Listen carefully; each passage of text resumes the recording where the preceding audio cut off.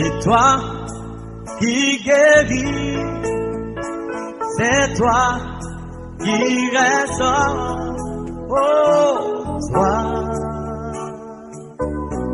l'Esprit de Dieu. Nous avons besoin de toi. C'est toi qui sonde les cœurs, oh, toi qui sonde les reins. C'est toi, le paradis. Oh, nous avons besoin de toi. Ayons les yeux fixés dans la patrie céleste. Jésus vêtu de gloire, oh, rayonnant de majesté. Laisse son esprit parmi nous. Moi je crois en sa parole. Il a dit, je monte vers le Père, je ne vous laisse pas orphelin, car mon esprit est parmi vous, l'Esprit de Dieu, il est parmi nous, il est parmi nous, il est parmi nous, oh, il est parmi nous, le Saint-Esprit, il est parmi nous, il est parmi nous, oh, il est parmi nous, il est parmi nous, il est parmi nous, l'Esprit de Dieu. Et comme au jour de la Pentecôte,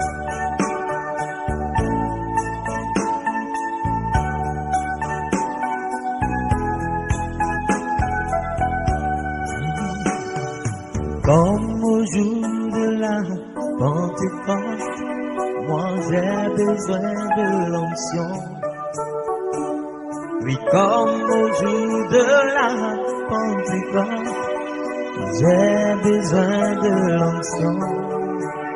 Oh, comme au jour de la Pentecôte, j'ai besoin de l'onction. Comme au jour de la Pentecôte, j'ai besoin de l'onction.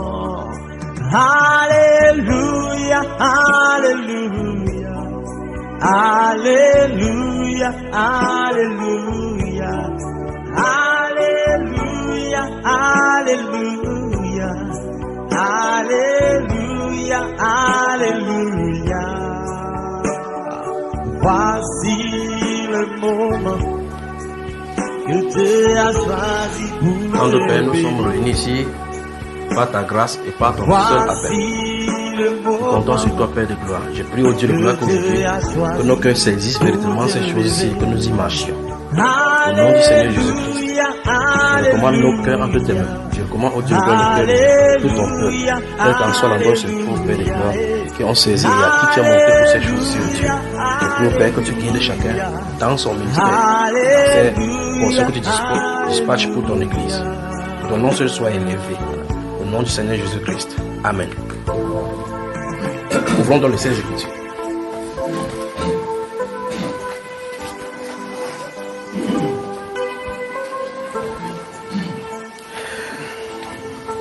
Prenez la Bible et prenez votre...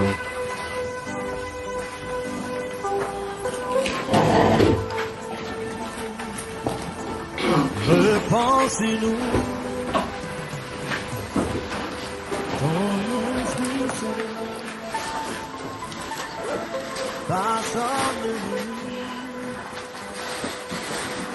Soyons concentrés, d'accord?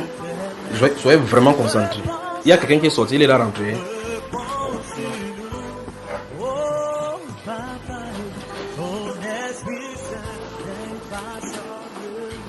Tu veux enregistrer, toi? J'espère que vous avez mis en mode avion. Mais, vérifiez, c'est comme si tu n'as plus de batterie, oui, cette batterie là, c'est chargé là. Et tu me donnes comment ça fait, ça ne sert à rien. Ok, écoutez.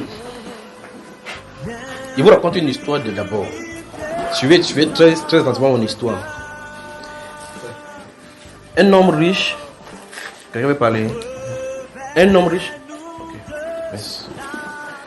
Un homme riche a une entreprise. Et il y a un garçon qui est en train de chercher du travail. Lui, de son côté, il prie pour avoir du travail. Il prie pendant longtemps. Il n'a pas de... Il ne peut pas se procurer des choses qu'il puisse avoir. S'il avait des choses, il ne peut pas. C'est-à-dire qu'il n'a pas le minimum vital tel qu'on voit sur la première base de la pyramide d'Abraham Maslow. Pour ceux qui connaissent les gens qui ne malaxent là. Donc, ça veut dire que les premières nécessités même de la vie, il ne peut pas s'en procurer. Il voit ce monsieur-ci qui a son entreprise et qui lui dit, toi, viens travailler dans mon entreprise. Il lui donne son entreprise. C'est lui le chef, c'est lui qui doit coordonner.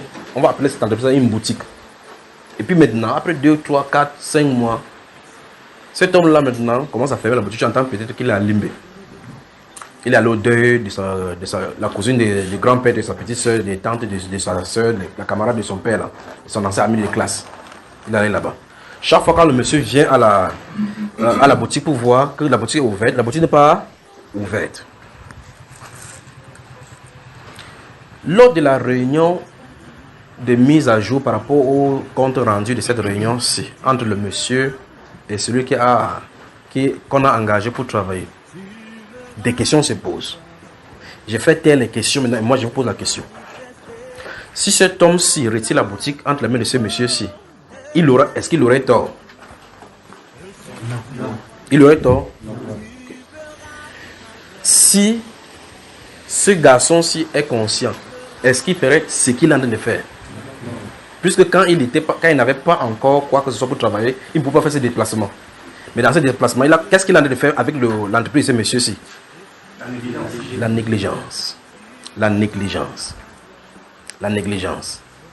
Oui, la négligence. Ça veut dire qu'il ne prend pas au sérieux les choses de ce monsieur-ci. Oh, ce monsieur-ci a ses intérêts dedans.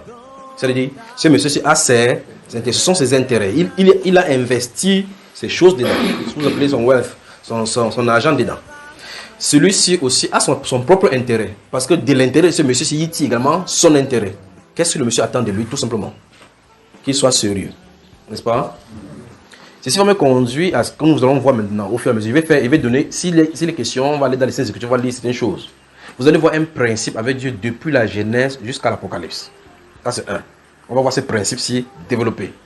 Mais avant cela, je vais d'abord dire un bref sujet sur le réveil et ses caractéristiques, de façon superficielle, d'accord? Lorsqu'on parle de réveil, si vous regardez votre Bible, vous jetez coup d'œil, vous allez voir que le réveil n'arrive pas quand les gens sont, comment il veut dire cela? Statiques comme ça, là, comme ça. Il y a la part de l'Église. Il y a la part, je vais mettre un peu plus de Dieu, parce que le réveil n'a pas seulement été dans le Nouveau Testament, d'accord? Le réveil a été toujours même dans l'Ancien Testament, il y a toujours eu des réveils. Il y aura toujours des réveils, même en Israël, il y aura le réveil. Je veux que vous voyez clairement qu'il y a l'action de l'homme.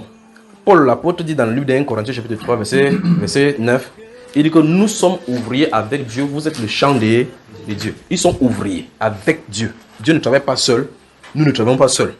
On travaille en collaboration.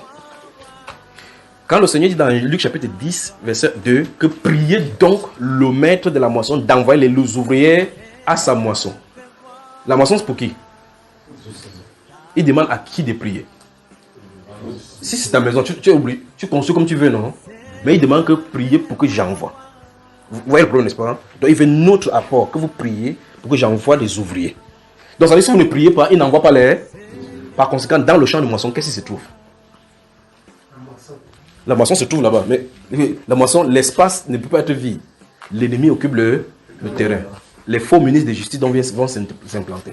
Donc c'est de la responsabilité de l'Église de susciter des gens. De prier pour que Dieu suscite les gens. Donc je sens d'aller au niveau du réveil. Vous voyez que pour que le réveil puisse se produire, que vous le vouliez ou pas, il y a toujours des agents qui ont bousculé le ciel pour que le réveil puisse s'avancer. La première chose à faire comme caractéristique pour le réveil, c'est qu'il faut qu'il y ait une promesse du réveil. S'il y a la promesse du réveil, de l'autre côté, on peut se baser sur cette promesse-là Je me plains de tous ces des chrétiens de cette moment-ci. Principalement, ceux qui enseignent que quand on croit au Seigneur Jésus-Christ, on a déjà le Saint-Esprit. Je vous ai toujours dit ça, que ça c'est le mensonge. Il va falloir que vous ayez le témoignage que vous l'avez. On ne doit pas vous informer que vous avez alors que vous n'avez pas. Vous devez savoir, c'est une expérience que vous ne pouvez pas oublier. Vous me suivez, n'est-ce pas?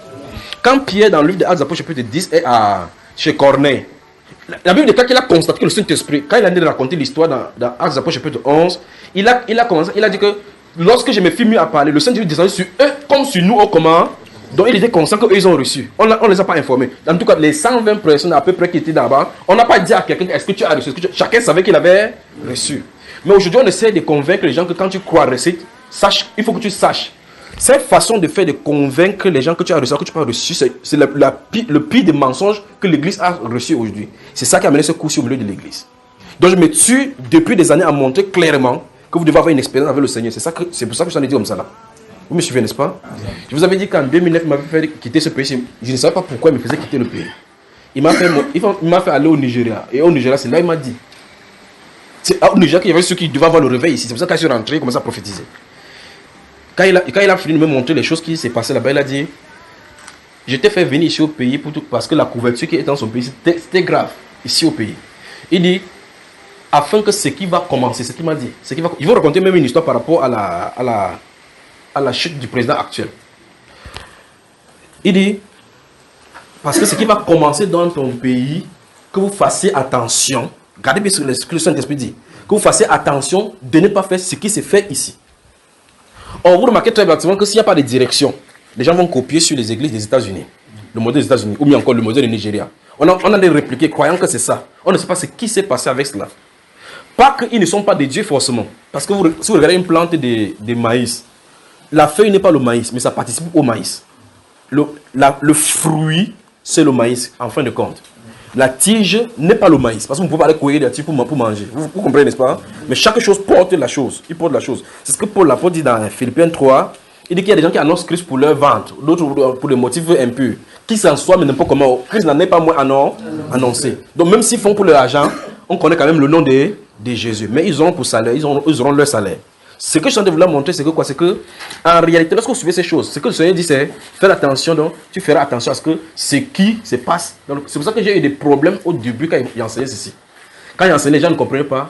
Moi, je rentrais souvent, je dis, c'est moi que je faut, mais je savais qui m'avait parlé. C'est pour ça que j'y ai persévéré. Les gens sont venus vers moi, ils se sont cassés, rentrés, pendant des années.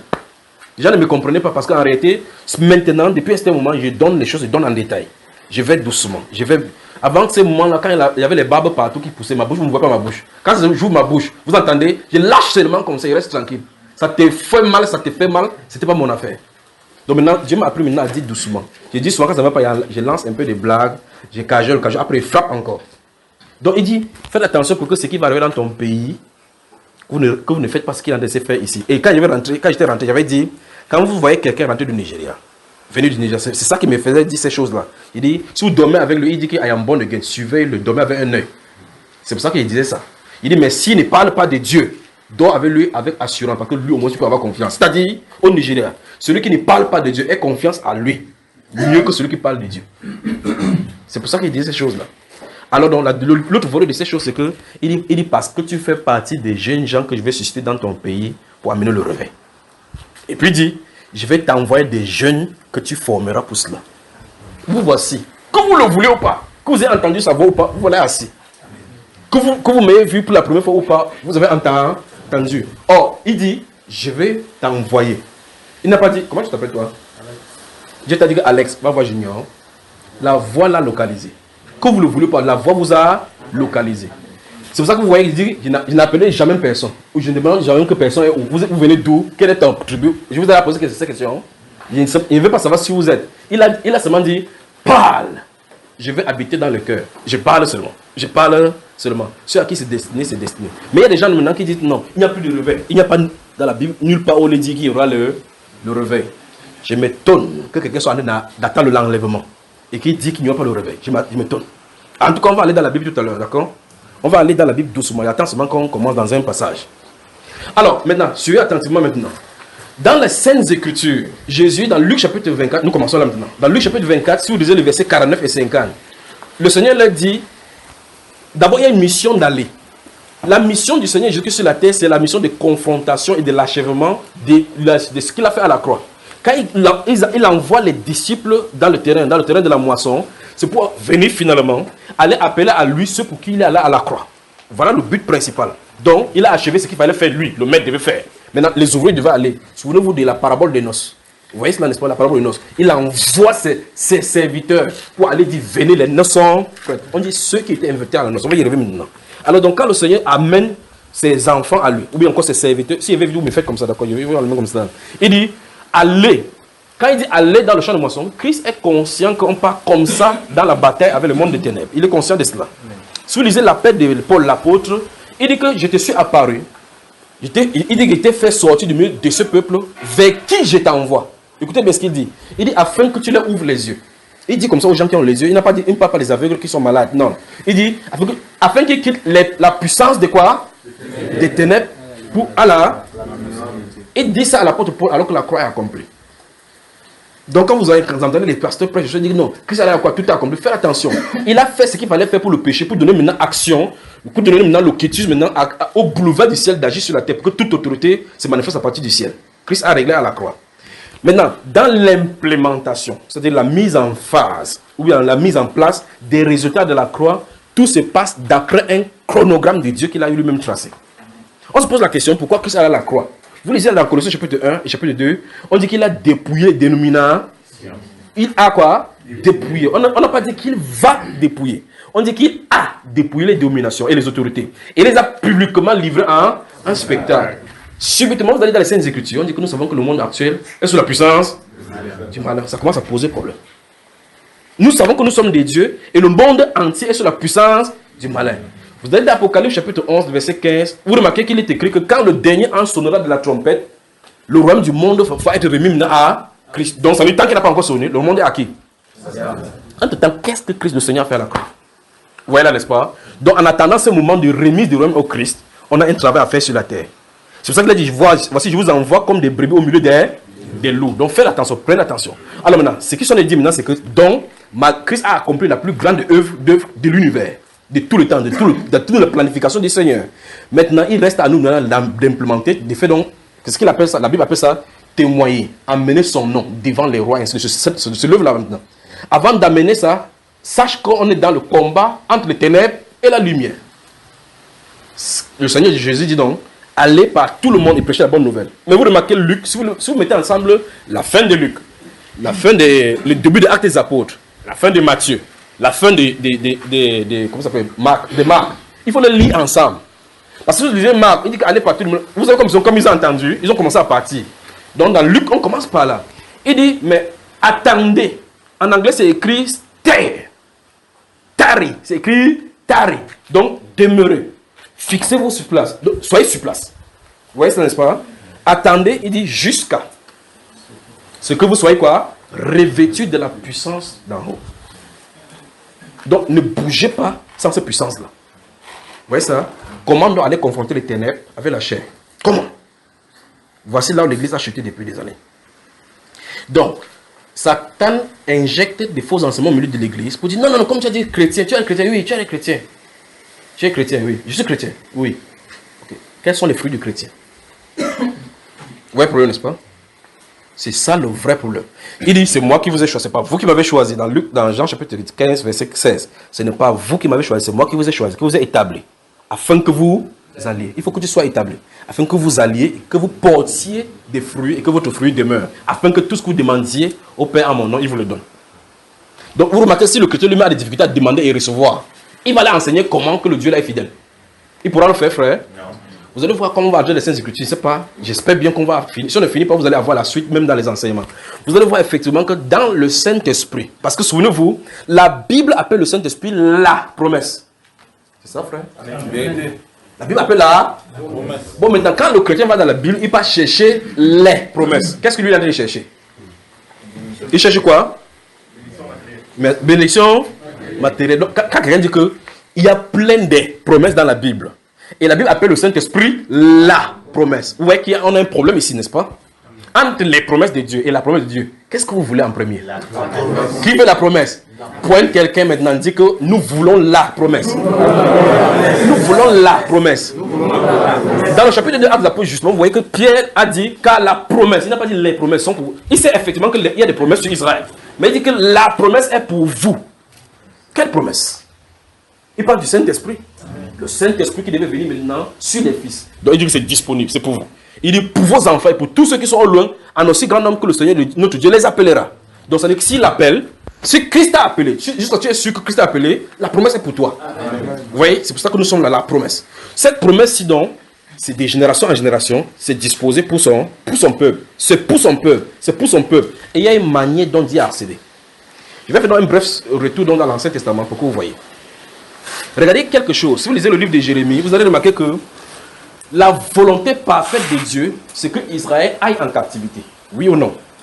Donc même si Israël fait n'importe quoi, c'est que Jérémie prêchait, il prêchait seulement sa part. Il devait sauf qu'aller en cap. Pourquoi? Parce que Moïse, le premier, avait prophétisé. Si vous lisez le chapitre 32 jusqu'au 35 des chapitres de Deutéronome, vous allez voir que Moïse, le prophète, avait prophétisé que lorsque vous serez entré dans le pays là, après votre mort, c'est pour ça que Dieu a demandé d'enseigner ce cantique. Et dans le cantique, ça se trouve. Il dit qu'ils vont aller servir d'autres dieux et ils vont finalement finir par hériter le Seigneur. Et le Seigneur ne voudra point les pardonner. Les amènera captifs au-delà du Jourdain. Et dans ce pays-là, ils vont servir les dieux que leurs pères n'ont pas connus. Vous voyez ça? Moïse a dit ça, ils étaient encore dans le désert. Donc il y a une prophétie de leur départ d'Israël. De leur départ en captivité. Il montre, vous voyez comment les Jéroboam viennent, Akaz, tous les autres là, Manassé, tous les autres, ils viennent faire l'idolâtrie pour que la parole de Moïse s'accomplisse. Vous avez moi? Après maintenant, Jérémie vient maintenant pour leur dire, faites ceci, faites ceci, faites ceci, faites ceci. Dieu dit à Jérémie, ôte ce peuple devant ma face et n'intercède pas pour eux, parce que je vais les détruire. Il dit que même si c'est Samuel ou Moïse qui se tient ici, je ne serai pas favorable à ce peuple. Vous voyez à quel niveau Dieu avait prophétisé qu'il devait avoir des problèmes. Mais là n'est pas le problème. Donc vous voyez que le peuple a péché. Le peuple a péché. Donc là n'est pas le problème du péché. Le problème c'est qu'au-delà de cela, Jérémie donne la voie de sortie. Il dit qu'après 70 années, j'irai les prendre à Babylone. Dieu a dit, ils vont partir, il va les faire venir. Lorsqu'il fait venir, dans le chapitre 36 d'Ézéchiel, si vous lisez les versets 24-27, il dit que je dirai à la nation du septentrion, viens, je vais appeler mon peuple. Et il vient, ils viendront. Quand il va venir, il a promis là-bas qu'il va les débarrasser. C'est la première fois de façon explicite qu'il parle de la nouvelle naissance.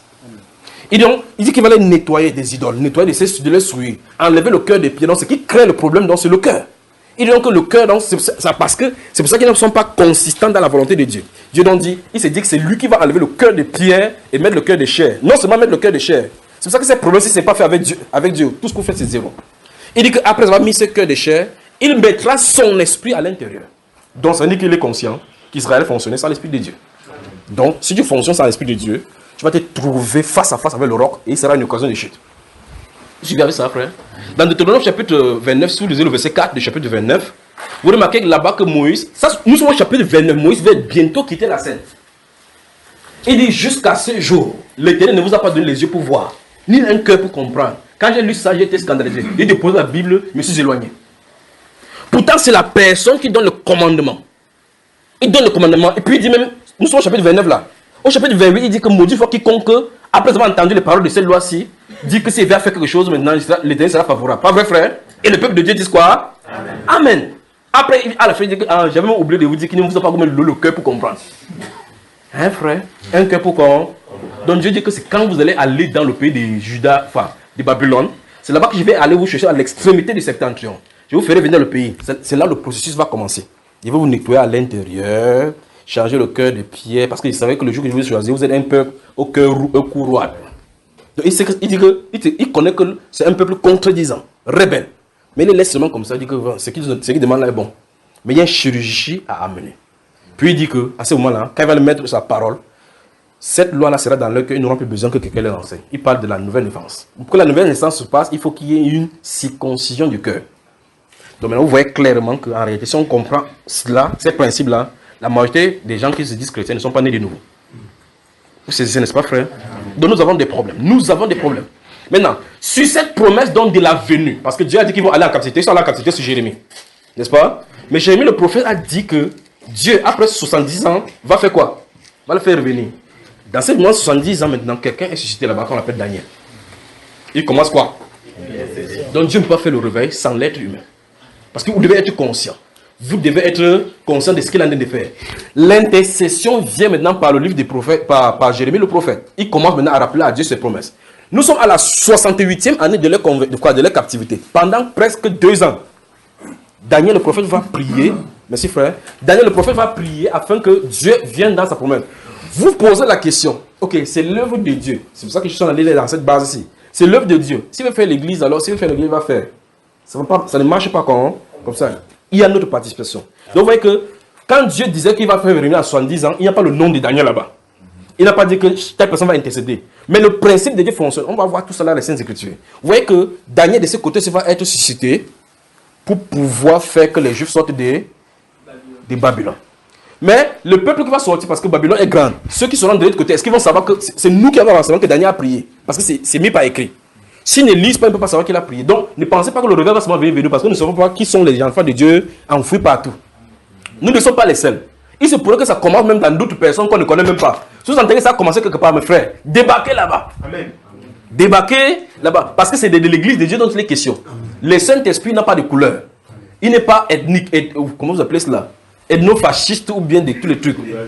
Voilà, il n'est pas tribaliste. Quand quelqu'un dit que non, le Saint-Esprit de Bamileke et de Boulot, si ça vient, vous allez voir que vous allez. Même si tu me détestes, vous allez les embrasser comme ça. Donc laissez ce que Dieu va nous faire là pour nous distraire. Focalisons-nous sur cette action-ci. Donc quand Daniel a commencé à prier, je voulais vous montrer que le peuple qui est sorti en captivité, beaucoup ne peuvent ne pas savoir que c'est l'œuvre de cet homme, ce qu'il a fait ici. En tout cas, on s'en fout de ce qu'il a à faire. Il dit pour eux. Parce que pour eux, c'est que le roi, c'est qu'il soit sorti. Ce serait bien pour nos frères que tous les enfants de Dieu dans tous les 4 coins de ce pays, souvenez-vous, le réveil, ça passe pas pour le pays, mais je parle spécifiquement pour nous. Que vous entendez que les chrétiens, par exemple, en Konsamba, ou bien à Bouddha, ou bien du côté du sud, ou à Sambelema, ont commencé à glorifier Dieu, les sorciers se répandent. C'est bien pour toute l'église. Amen. Vous comprenez ça, n'est-ce pas? Donc, il ne faut pas vous comprendre que le Saint-Esprit va se descendre au milieu de nous. Non. Il ne m'a pas dit que lorsque tu vas aller dans ton groupe, le réveil va venir. Il a dit que c'est pour ce que je ne peux pas sur le pays. Je pense qu'on se comprend, qu'on soit clair. Voilà. Il ne m'a pas dit les gens qu'il a de préparer. Il ne m'a pas dit que tu es seul. Il m'a dit tu fais partie. Le reste, je ne connais pas qui sont. S'il veut me révéler qui est parmi, qui n'est pas parmi, je ne sais pas. Il dit tu fais partie des gens que je vais susciter dans cette nation pour élever ma gloire et pour que mon nom soit là-bas. Toi, prêche la parole, je veux habiter dans les cœurs. C'est ce qu'il m'a dit. Donc c'est le rôle qu'il fait. Pour ceux qui l'ont cité de part et d'autres, vous allez les voir, ils vont sortir. Que vous le voulez pas, ils vont sortir. Nous sommes dans un même corps. Donc ces choses sont nécessaires pour que les conflits ne naissent pas plus tard et que l'esprit ne s'irrite. Vous comprenez? Donc s'il arrive que le Saint-Esprit commence à manifester, il y a des choses, parce qu'il se pourrait que, même avec le Saint-Esprit, vous soyez en avant sur quelqu'un par rapport au docteur, vous soyez derrière. Si vous ne comprenez pas, fermez vos bouches. Vous dites que le Seigneur vous révèle. Si vous ne révélez pas, restez tranquille, vous n'êtes pas obligé de tout comprendre. Voilà. Vous pensez que tous les gens qui sont morts dans la Bible, ils ont compris tout? Voilà. Même Daniel lui-même est mort sans comprendre ce que lui-même a écrit. Pas vrai, frère? Voilà. Alors, si Daniel va intercéder, finalement, le peuple va être libre. Daniel n'a pas été glorifié par le peuple quand il dit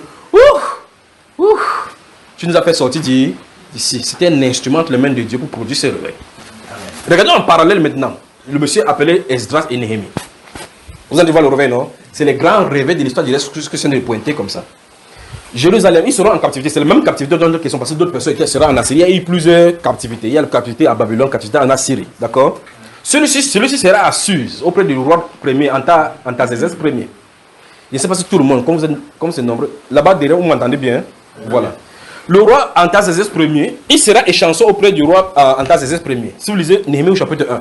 La Bible déclare que parmi les réchappés de Juda, quand ils sont venus vers lui, il a demandé, il a écouté très attentivement ceci, quand Dieu veut faire ces choses sur la terre. Souvenez-vous que Jérusalem est détruit. Le temple est détruit, les murailles, parce que Jérusalem, les villes étaient toujours construites comme ça, avec les hautes murailles pour protection. Donc quand l'ennemi était venu, on avait cassé. Ça veut dire que même si vous êtes à l'intérieur, vous n'êtes pas en sécurité. Parce qu'à tout temps la nuit. Parce qu'on faisait on fait des barrières de maisons là. On faisait les barrières et on laissait les différentes portes dans la ville. D'accord? Et qu'il y avait des gardes là, sachant que si tu veux entrer dans la ville, tu es obligé de passer par ces portes. Or, quand les murs sont cassés, ça veut dire que vous êtes vulnérable. On va voir tout cela avec les murs cassés. Maintenant, celui-là, il est en train de mettre celui qui met le vin, un échanson. Donc celui qui met le vin, quand le roi veut boire, C'est celui qui met le vin dans la coupe du roi. D'accord? Maintenant, il entend ses frères qui viennent de l'extérieur, parce que lui, il est en captivité. Ses frères qui sont de Juda, ils viennent vers lui. Il dit, comment vont le reste? On lui a de raconter le triste scénario qui se passe à Jérusalem. Cette histoire de Néhémie devrait vraiment nous enseigner. Lorsque nous voyons que l'église est méprisée, on entend que les pasteurs sont méprisés, insultés, et dans tout le monde entier, ça devrait nous pousser exactement à l'état de cœur de Néhémie. Vous me suivez, n'est-ce pas? Parce que l'église ne devrait pas être insultée ainsi. Vous comprenez, n'est-ce pas? Vous imaginez dans l'Actes des Apôtres chapitre 13, le proconsul avec Bar Jésus, qui surprend le proconsul chaque fois. Mais quand Paul l'apôtre est là, quand il a des bavardés, le gars dit qu'il ne l'entend pas, ce qu'il fait là, c'est des chimères, il n'y a rien, ce n'est que des bavardages. Paul dit, c'est il dit, ainsi dit, tu ne verras plus la lumière. Quand il a fait ça, le gars commence à faire ça, le ténèbre est tombé. Vous avez vu ce qui se passe avec le proconsul, non? Oh, le proconsul, c'est le plus grand. Si vous pouvez prendre ici pour la vie ici, il est avec le gouverneur. Donc, si un sorcier avec le gouverneur, il gagne le cœur du gouverneur. Et qui dit que les gars que vous voyez les sorciers, je t'ai dit quelque chose si c'est faux, monsieur le gouverneur dit non. J'ai confiance en toi. Il dit que les gars, si tu les laisses, ils vont faire t'enlever le gouverneur. C'est moi qui te dis ça. Les gars que tu appelles les chrétiens, là. Tu as vu comment ils font le bruit, non? Oui. On va dire que tu vas à l'ordre public. C'est que ton poste, tu veux rester là-bas? Oui. Chasse-les. Le gouverneur sort le décret. J'espère que vous comprenez bien. Amen. Donc maintenant, si le gouverneur est plutôt chrétien, qu'est-ce qu'il en est, frère? Quand même le hiérarchie va dire quelque chose, il va manager. Manager va dire que mes frères, il ne fait pas trop de bruit ici. Les gars, on va me mettre dans les... Quand vous priez, ça vous attrape. Avec la sagesse, il va nous faire... Mais s'il arrive que c'est un gouverneur antichrist qui est là-bas, il va en profiter pour n'importe quoi, pour sortir des lois contre nous. C'est ce qu'on est dit. Remarquez bien la confrontation entre Bar Jésus et Paul l'apôtre devant le gouverneur. Ils sont dépendants pour construire autant à un autre temps pour qu'on puisse saisir cela. Ça veut donc dire que avec ça maintenant, on dit quand les apôtres agissaient, la crainte s'empara du peuple. Ça veut dire qu'avant la paix, quelqu'un m'a dit que tu connais pas Jésus qui est ici, non? Oui. Bah, va parler sur le nom du gars là, tu vas voir. Parle sur son. Vous faites voilà pour l'apôtre. Là, voici, tu dis que quoi qu'il est cool, non? Parle alors. Paul le regarde comme ça, dit non, il n'avait rien dit. Alléluia. Il faut que les chrétiens inspirent la crainte. Amen. Pas parce qu'ils sont forts, mais parce que leur Dieu est en leur milieu. Amen. La Bible déclare que quand Israël sortait du pays, quand il partait d'un peu de l'autre, c'est Dieu qui dit. Dieu dit, je vais répandre la terreur d'Israël dans tout le peuple qui va t'entendre. Moïse dit que la Bible déclare chacun que on est mort ici sur la terre, on est mort sur la terre. Pourtant les gars marchent avec le bâton. Tu vois quelqu'un de fait dans le pas. Qui vient? Israël. Ils ont l'âge de l'alliance. Regardez, même quand Israël était en désinvolture devant le Seigneur, sous Élie le prophète, dans le temps du prophète Samuel, ils ont porté l'âge de l'alliance, aller en guerre. Même l'ennemi qui savait qu'il devait le battre, quand ils ont vu l'âge de l'alliance, on dit que vous ne pouvez plus rien. Parce que leur Dieu marche devant d'eux.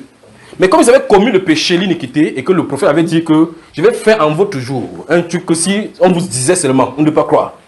Quand ils sont allés tuer un Israélien, tiens, ils ne sont pas morts. Il dit, hey, donc on tue Israélien et ils meurent. Yeah. Ah. Ils ont tué jusqu'à renverser même l'âge de l'alliance, amener là-bas. Vous me suivez, n'est-ce pas? Ça fait qu'ils ont compris que le mur de la protection était en l'air. Pourquoi ils avaient peur d'Israël? Parce que Dieu était avec eux. Point, quelqu'un dit, il faut que Dieu vienne au milieu de nous.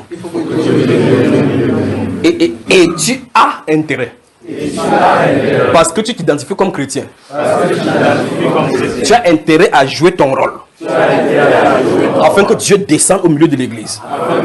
Voilà. Vous comprenez maintenant les enjeux, n'est-ce pas, frère? Vous comprenez bien les enjeux. Alors, c'est pour ça que le Seigneur donc a dit aux disciples, restez à Jérusalem jusqu'à ce que vous soyez revêtus. Ça veut dire que quand il a dit jusqu'à, il n'a pas donné une limite. Jésus n'a jamais dit que dans 10 jours. Il n'a pas dit ça, pas vrai, frère? Il n'a pas dit dans 10 jours. C'est nous qui comptons et que nous voyons qu'en réalité, c'est descendu à la Pentecôte. Donc 10 jours après le 40e jour qu'il est monté. N'est-ce pas? Donc, c'est Dieu qui se décide du moment où il va donner. Pas vrai, frère? Alors, quand il a dit, demeurez ici à Jérusalem jusqu'à ce que vous soyez revêtis de la puissance du Saint-Esprit. Alors vous serez mes quoi? Mes témoins. Dans le chapitre 1 de Luc, des Actes des Apôtres, il dit que lorsque les disciples étaient réunis, il y a quelqu'un qui ici, je crois que c'est atteint. Quand vous voulez enregistrer, enlevez ça sur l'appel. Donc on appelle là et puis ça bloque. Lorsque les disciples étaient réunis, si vous lisez le chapitre 1 des Actes des Apôtres, verset 5, la Bible déclare que les disciples réunis lui demandaient, est-ce en ce moment, vous remarquez, vous voyez le problème, non? Est-ce en ce moment que tu as rétabli le royaume d'Israël? Ils voyaient que Jésus était le Messie. Il était entré à Jérusalem comme étant le roi des Juifs. Le voici qui est mort, ressuscité, l'un des partis, sans jamais ébranler même personne parmi les rois. Les gars sont étonnés. N'est-ce pas la période que tu es venu? Tu es entré. Zacharie dit au verset 9 du chapitre 9, réjouis-toi, fille de Sion, car ton roi vient à toi. C'est pas ça? Amen. Il est entré exactement en accomplissant cette prophétie. Il est allé à Jérusalem. On s'attend à ce qu'il parle maintenant. Où est héros ici? Sors de là! C'est moi qui dois être là-bas. Il descend comme ça. Il parle que sur le temple. Tu fais quoi avec le pigeon ici? Ce pigeon fait quoi dans mon temple? Il finit par en Béthanie. Le roi habite à Béthanie, frère. Vous saisissez ça? Le Seigneur leur a dit que ce n'est pas votre problème. Laisse mon problème du royaume. Pour vous, vous recevrez une puissance après que pas que le Saint-Esprit c'est la puissance. Quand le Saint-Esprit vient, il octroie la puissance. Il octroie l'autorité. Vous recevrez une puissance après que le Saint-Esprit vient sur vous. Gardez bien à l'esprit que le témoignage de Jésus-Christ doit toujours venir après le baptême dans le Saint-Esprit. Et vous recevrez une puissance. Lorsque le Saint-Esprit viendra sur vous, et alors, vous voyez cela? Les gens courent maintenant. Wow! Maintenant que tu as cru, parce qu'on a fait comme ça avec le piano. Maintenant, comme tu as cru maintenant, viens dimanche. Ton Jérusalem, c'est ton foyer. Va là-bas, va dire. Amène ta femme, amène tes enfants, dis à ta famille, amène-les. C'est pas comme ça qu'on vit à Jérusalem. C'est pas comme ça. D'accord? Il dit, vous serez. Les gens gagneraient, même dans leur famille, à rester dans la présence de Dieu, à être baptisés dans le Saint-Esprit. Parce qu'avec ça, il te donnera la direction pour ta famille, pour ton village. Mais tu quittes. Tu pars au village, tu dis, il y a une tronc d'arbre qui fait le problème dans le village. Frère, gênant, vous gênez 3 jours. Avant d'arriver là-bas, tu dis que non. Dieu m'a révélé que ce n'est pas encore le moment. Parce que tu sais ce qui t'attend là-bas. Les sorciers vont te chicoter, tu vas partir, tu vas voir. Or, maintenant, vous voyez très bien que tout moment dans les Saintes Écritures, le Saint-Esprit conduit les gens. Quand il te conduit, ça ne veut pas dire qu'il y a l'obstacle. Il te conduit justement là où il y a l'obstacle. Mais cet obstacle, c'est pour le glorifier. Remarquez dans Actes chapitre 13, quand Paul, l'apôtre, est avec les chrétiens, les serviteurs de Dieu qui sont à l'église d'Antioche. La Bible déclare qu'ils étaient là-bas, et le Saint-Esprit dit, mettez à part Saul et Barnabas pour l'œuvre à laquelle je les ai. Quand ils vont finir de prier, ils vont imposer les mains pour dire leur recommandant de le Seigneur que, ok, continuez là où il vous envoie. La Bible déclare que Saul descend, envoie. Regardez bien comment on dit. Verset 4 du chapitre 13. Paul et Barnabas, envoyés par le Saint-Esprit. Frère, quelle commission? Envoyés par le Saint-Esprit. Pas une communauté. Pas que je te dis que va prêcher à tel endroit. Parce que si je dis on va prêcher à tel endroit, comme les gens font, je dis que toi sors, vous allez dans tel truc. On cherche les membres là-bas pour venir donner l'argent. On dit envoyé par le Saint-Esprit. Donc ils marchent dans l'œuvre du Saint. Pas c'est qu'ils arrivent à effet, ils veulent entrer au Saint-Esprit, pas là-bas. Pas ici. Pas ici. La nuit vient donner le songe qu'un macédonien. Donc c'est là où je suis en train de t'amener. Voilà la direction du Saint-Esprit. Tous ceux qui sont conduits par le Saint-Esprit sont fils de Dieu. Amen. Alors donc, si Paul et comment il s'appelle Barnabas n'ont pas le Saint-Esprit au monde, comment ils vont faire le programme pour tomber sur Élydie? En tout cas, vous pouvez savoir où. Voilà la prison de Newbell. Vous pouvez aller là-bas prêcher au régisseur. Vous pouvez aller prêcher au régisseur. Il va dire avançons dans la cour un peu. Donc je vais entendre bien ça là-bas. Tu vas dire que non, monsieur le régisseur, si on parle là-bas, ça dérange. Prêchons ici. Parce que tu sais très bien ce qu'il va te faire là-bas. Il te laisse dans la cour là-bas et il rentre. Mais quand c'est le Saint-Esprit qu'il envoie, il y a une façon d'envoyer qui n'est pas diplomatique, qui n'est pas normale. Qu'est-ce qu'il fasse? C'est pour ça que je vous ai parlé des réveils du réveil la dernière fois. Il te fait guérir quelqu'un. Tu fais un bon bien, ce qui est bien. Paul est allé en prison, là, il avait fait du mal, frère. Ah, tu guéris seulement quelqu'un. Et ce quelqu'un-là, c'est une femme qui délivre les gens, qui donne le message aux gens. Peut-être elle a donné le message au régisseur. Peut-être le fils du régisseur avait même l'épilepsie, il a guéri. La grande guérisseuse de la ville. Pas ça. Elle a les maîtres sur elle qui procurent l'argent. Donc quand ils font ça, ils ont les autorités avec eux. Ces gens ont les autorités avec eux. Ils financent. Le gars n'a pas voir seulement le prisonnier, il dit, mais il y a un gars qui est venu, notre agent, il pourrait peut-être payer les dettes là. C'est quoi? Le gars a chassé le serpent qui était dans le type, dans la fille ici. Qui a chassé le serpent là? C'est Paul. Toi viens ici, ton problème avec le serpent là, c'est quoi? Entre là-dedans. C'est là-bas que Dieu l'a envoyé pour le Macédonien. Mais il ne va pas dire que tu vas faire comme ça, tu vas faire comme ça, tu vas en prison. C'est qu'elle va faire comme ça, là, Paul va dire qu'envoie quelqu'un d'autre. Parce que si tu te réveilles, c'est qui t'attend, il ne te dit pas. Vous suivez, frère? Le Saint-Esprit avertit seulement que les liens et les tribulations t'attendent sans dire quoi. Parce que si tu te montres en tant qu'être humain, tu vas dire Seigneur, ajoute-nous ça. Même Jésus, ça a pris Jésus. Quand il bavardait sur la terre, le Fils de l'homme s'en va comme il vient. La nuit qui arrive là. Il dit, merde, Seigneur, s'il vous dit change lui-même. Donc vous comprenez que l'affaire, ça l'espère. Alors quand c'est comme ça, qu'est-ce que Dieu fait? Il te ferme le tableau. Il t'avertit seulement. Il t'avertit. Je vais vous dire quelque chose.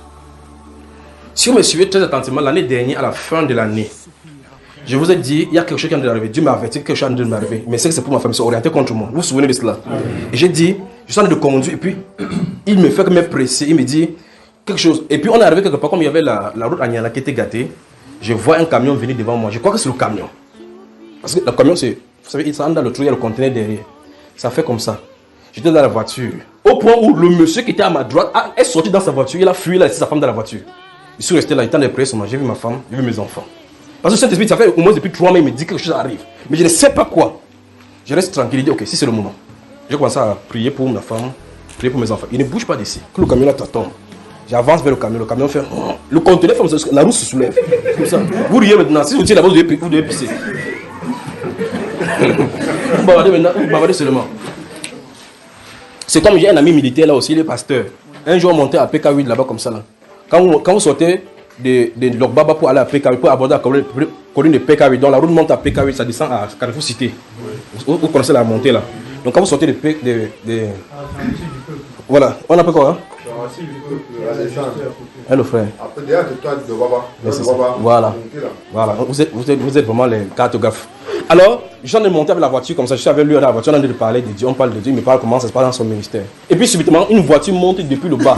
Donc ça tourne comme ça, il y a un camion, ça tourne comme ça pour venir vers moi. Et comme c'est un camion qui a le conteneur derrière, vous savez, c'est pas comment les gens peuvent vouloir tuer les gens comme ça au pays. Il met des conteneurs.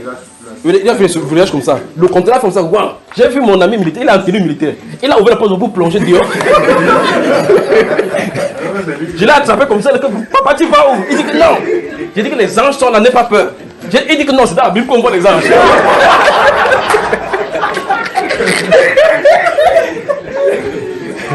Il a dit que c'est.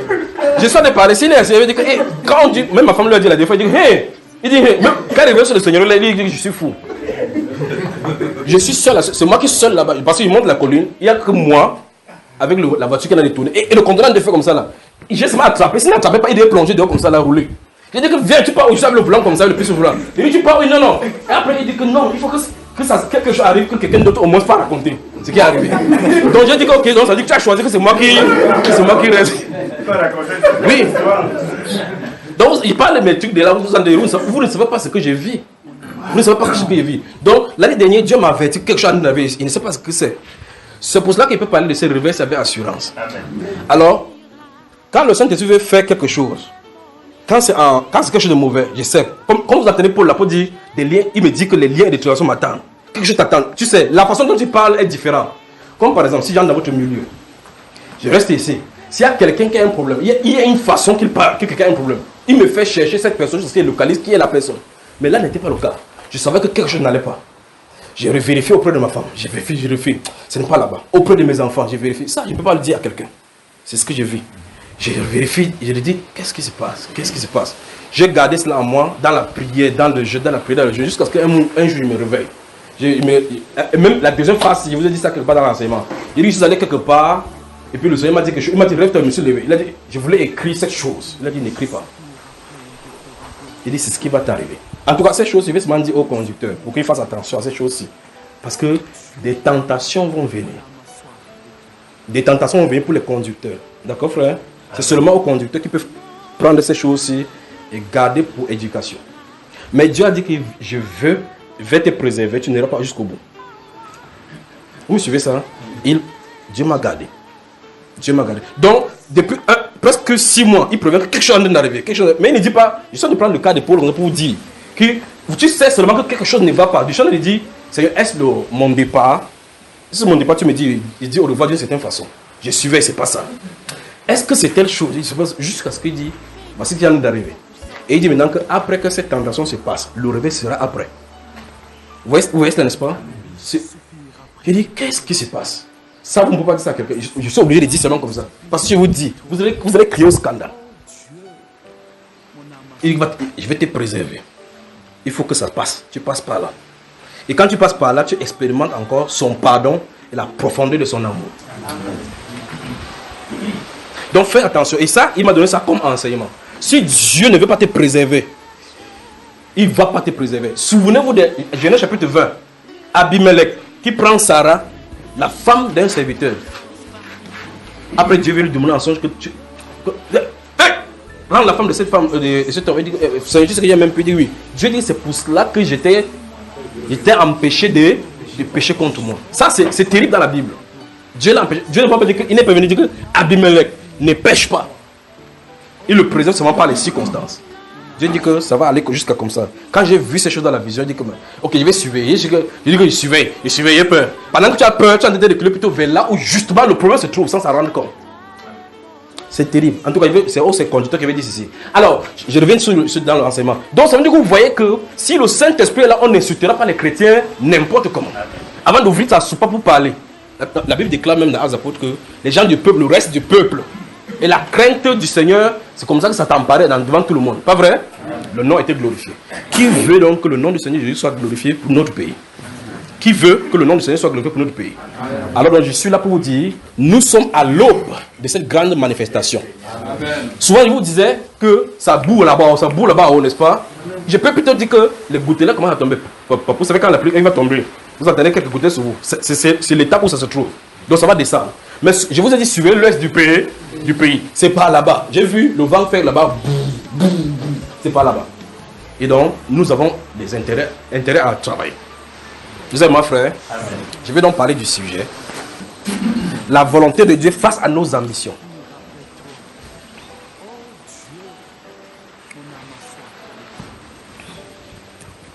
Avec volonté de Dieu, vous pouvez mettre, vous pouvez souligner volonté de Dieu, vous pouvez mettre la maison de Dieu face à notre volonté. Ou bien face à notre ambition. Quand le Seigneur m'avait montré ces choses-là, que je me suis tenu là, j'ai vu après cet événement, j'ai dit, oh Seigneur, qu'est-ce qui est arrivé ici? Et puis il voit subitement ici la gloire. Et puis la puissance de Saint-Esprit va se manifester. Dieu dit qu'il fait ça pour vous montrer que vous dépendez de moi. Vous dépendez de moi. S'il ne te préserve, tout ce que tu fais. Dans le psaume 127, le verset 1, il dit ici, l'Éternel a bâti une maison. Celui qui l'a bâti en vain. Donc nous allons voir la volonté de Dieu. Comme la volonté de Dieu est vaste, c'est pour ça qu'il dit que vous soulignez en bas, vous mettez la maison de Dieu face à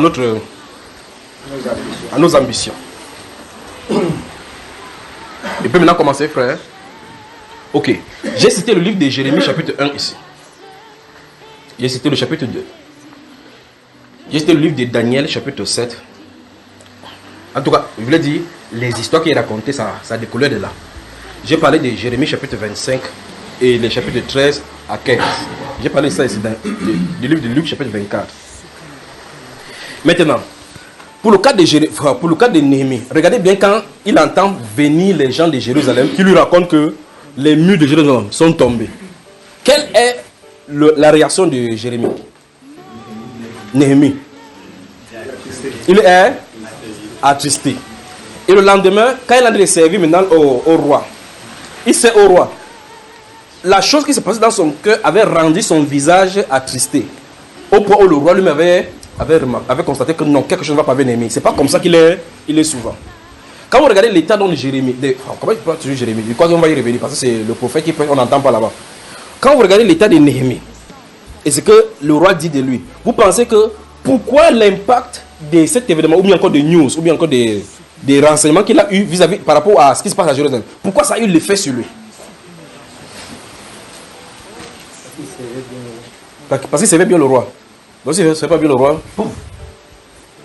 pourquoi? Vous pensez que pourquoi ça a eu d'impact? Parce que on était chrétien, l'amour pour son peuple. Dans le Seigneur va le chrétien partout. Donc il a l'amour pour son peuple, pour sa patrie. Tout juif est attaché à sa patrie. Même s'il fait un peu comment, il sait qu'il est le Dieu d'Abraham, le Dieu d'Isaac, le Dieu de Jacob, c'est son Dieu. Cet homme-ci aimait tellement son pays. Lorsque le roi a dit que Néhémie, qu'est-ce qu'il y a? Qu'est-ce qui ne va pas? Tu n'es pas pourtant malade. Demande pour n'importe quoi. Il a fait une prière instantanément avec le roi. Cette prière a déclenché le réveil qui a permis de bâtir la muraille de Jérusalem au point où le roi a sorti le décret à cause de ce qu'il portait sur son cœur. Vous voyez que Dieu avait dit que Jérusalem sera rebâti. Il avait dit Jérusalem sera rebâti. J'aurai ma demeure à Jérusalem. Il n'a pas dit comment il doit le faire. Mais quelqu'un a porté ce projet à cœur. Et il a intercédé et tout est allé. De telle enseigne que Lorsqu'il est dans le pays, il a fait d'abord la visitation la nuit sans dire à personne pourquoi il était là. Vous voyez le problème? Sans dire à personne pourquoi il était. Il a pris quelques hommes. Je suis sûr que vous voyez le contexte et ce que nous sommes de vivre. Il a pris quelques hommes pour leur communiquer le pourquoi il est là. Le projet. Dieu lui a révélé que Jérusalem, c'est le moment d'être bâti. Et quand il dit c'est le moment d'être bâti, vous voyez que les circonstances commencent à concourir pour ces brebis. Parce que si le roi dit non, ça montre clairement que ce n'est pas la période. On ne peut pas sortir. Vous sortez, c'est de la rébellion. C'est pour ça que ceux qui étaient dans le pays, Sambala, Etobija et tous les autres là, ils ont allé par même la prophétesse Noadia. Jusqu'à ce qu'on lui dise que prophétise contre lui. Quand tu vas prophétiser, on va te donner l'argent. Donc vous comprenez que le problème de prospérité, ça va commencer aujourd'hui. Noadia a prophétisé, ainsi par l'Éternel, ça n'a pas réussi. Néhémie a regardé la prophétesse. Et du coup, m'amusait. Hein. C'est un homme comme moi qui va fuir devant les épreuves comme ça. Que si un homme comme moi fuit devant les épreuves, c'est qui va tenir devant les épreuves. C'est Néhémie qui dit cela. Il vient depuis chez le roi des Suzes, en tas d'exprimer. Il vient au pays. Il a les ennemis en plein dans son peuple. Alors qu'il a développé rebâti le mur de Jérusalem, qui va les protéger aussi. Donc attendez-vous à ce que le réveil ait des interrogations même au milieu des chrétiens. Vous avez mon frère? Ne croyez pas que c'est comme vous en avez parlé, c'est que non, le Seigneur Jésus-Christ, ça c'est la puissance du Saint-Esprit. Un chrétien va dire que même Jésus a dit qu'au fin du temps, les faux prophètes vont venir. Il a toujours la raison. Jésus a dit ça, il n'a pas dit.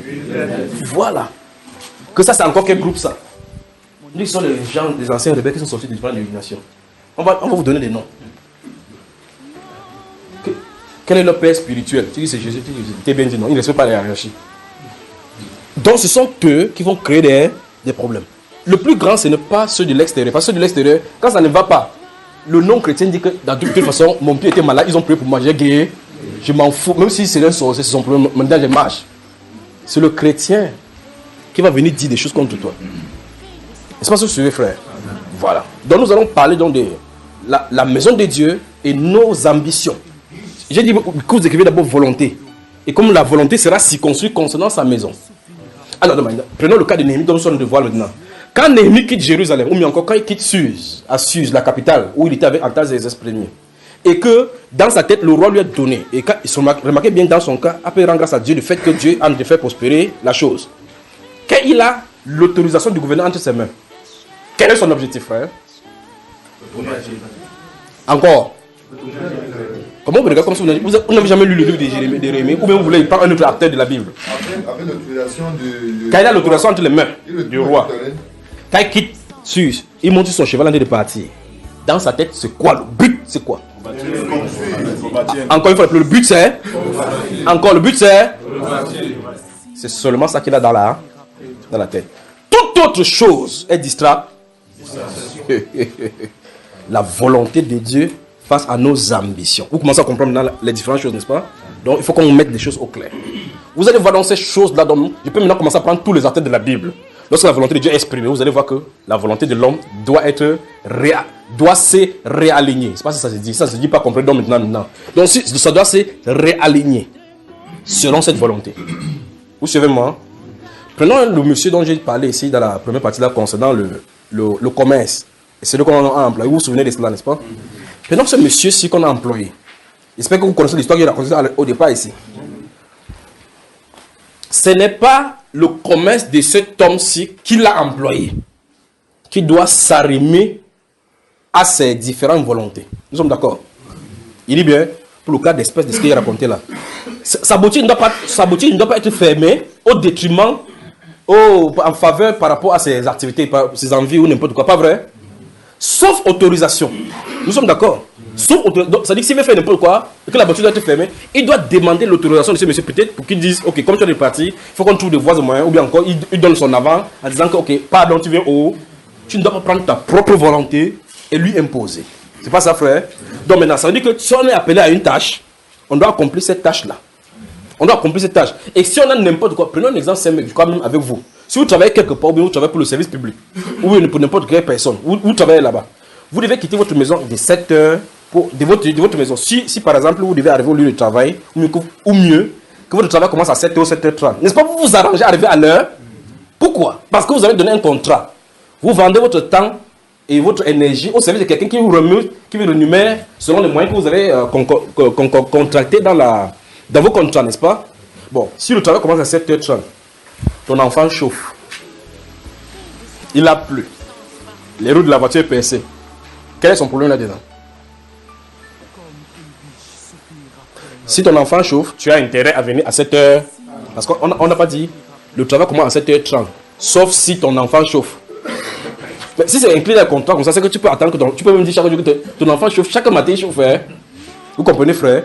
Mais si la clause de contrat veut, pour les gens qui se respectent, si la clause de contrat vient et dit 7h30, en tout cas, chaque personne, où il y a des embouteillages en ville parce que tout le monde veut aller au travail à l'heure.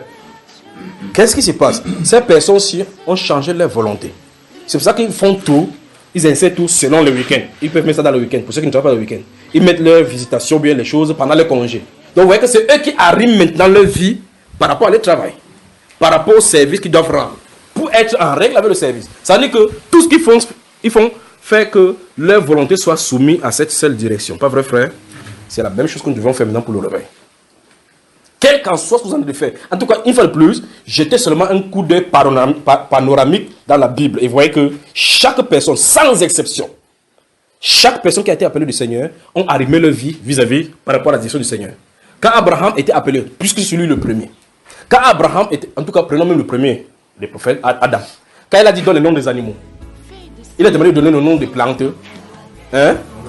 C'est les animaux. Combien d'animaux il y a sur la terre, frère, qui est dans le monde? Prenons-nous un peu. Combien? Vous savez, vous connaissez quoi? On dit que c'est Adam qui a donné le nom de tout. Je sais faire. Alors, c'est lui. Si on te dit seulement appelle le nom, seulement, donne seulement le nom des espèces d'oiseaux, tu vas t'en sortir, frère. Il dit les oiseaux seulement. On dit tous les noms des animaux, c'est Adam qui les a donnés. Donc, nommez les noms. Vous pensez qu'il devait faire comme ça là? Le moustique, pensez que moustique.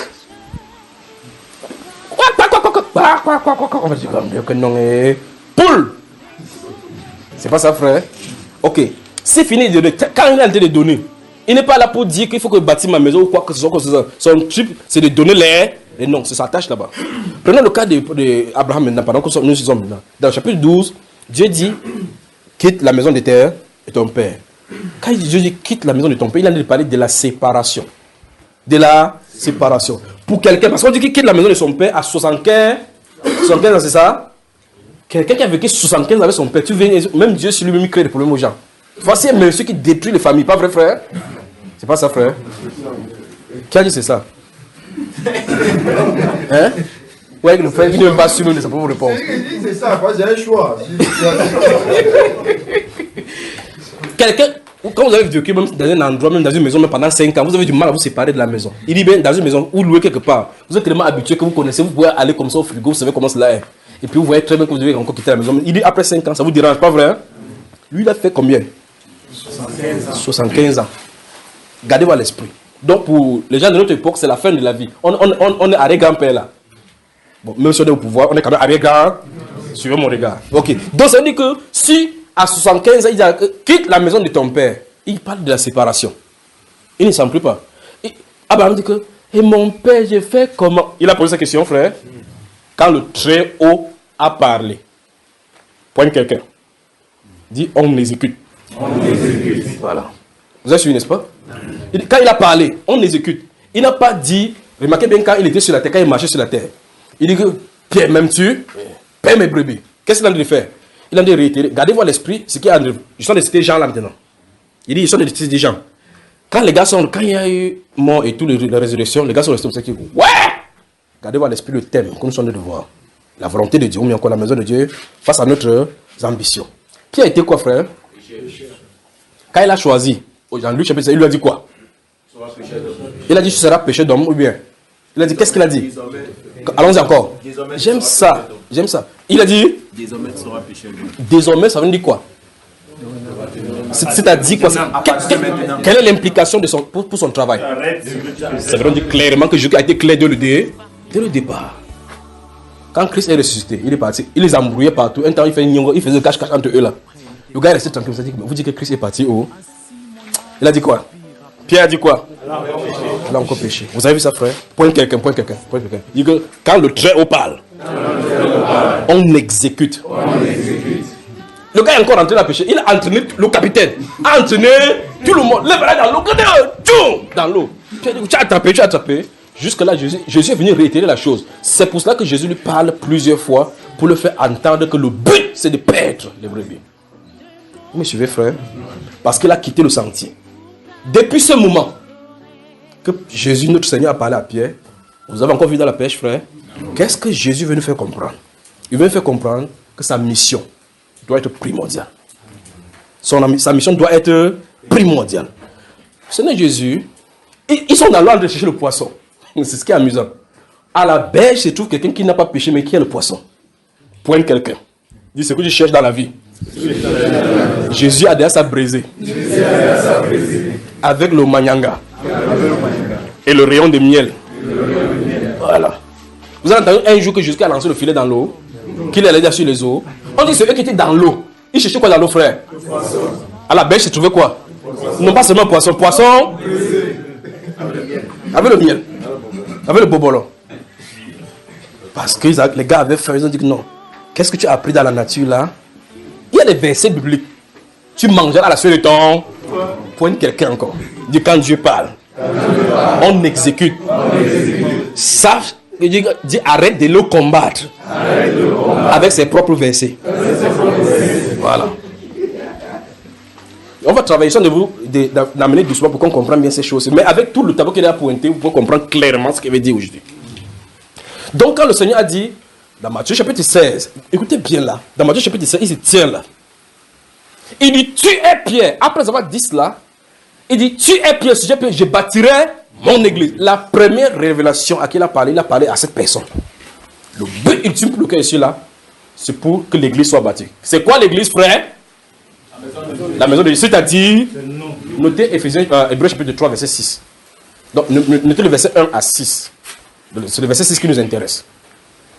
Donc, le but ultime pour lequel le Seigneur Jésus est venu, c'est de bâtir sa maison.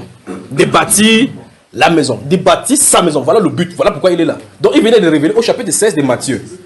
Il vient dit Hébreux chapitre 3, verset 1 à 6. C'est le verset 6 qui nous intéresse. On va citer ça tout à l'heure, plaise au Seigneur. Donc, le but pour lequel il était là, parce qu'il a commencé à dire, dans la conversation qui est là, vous voyez, je parle de l'histoire biblique, très souvent, il cite les versets. Souvent, j'anime en faisant la conversation avec le langage séculier, pour qu'on puisse saisir un peu ce qui se passe là-bas.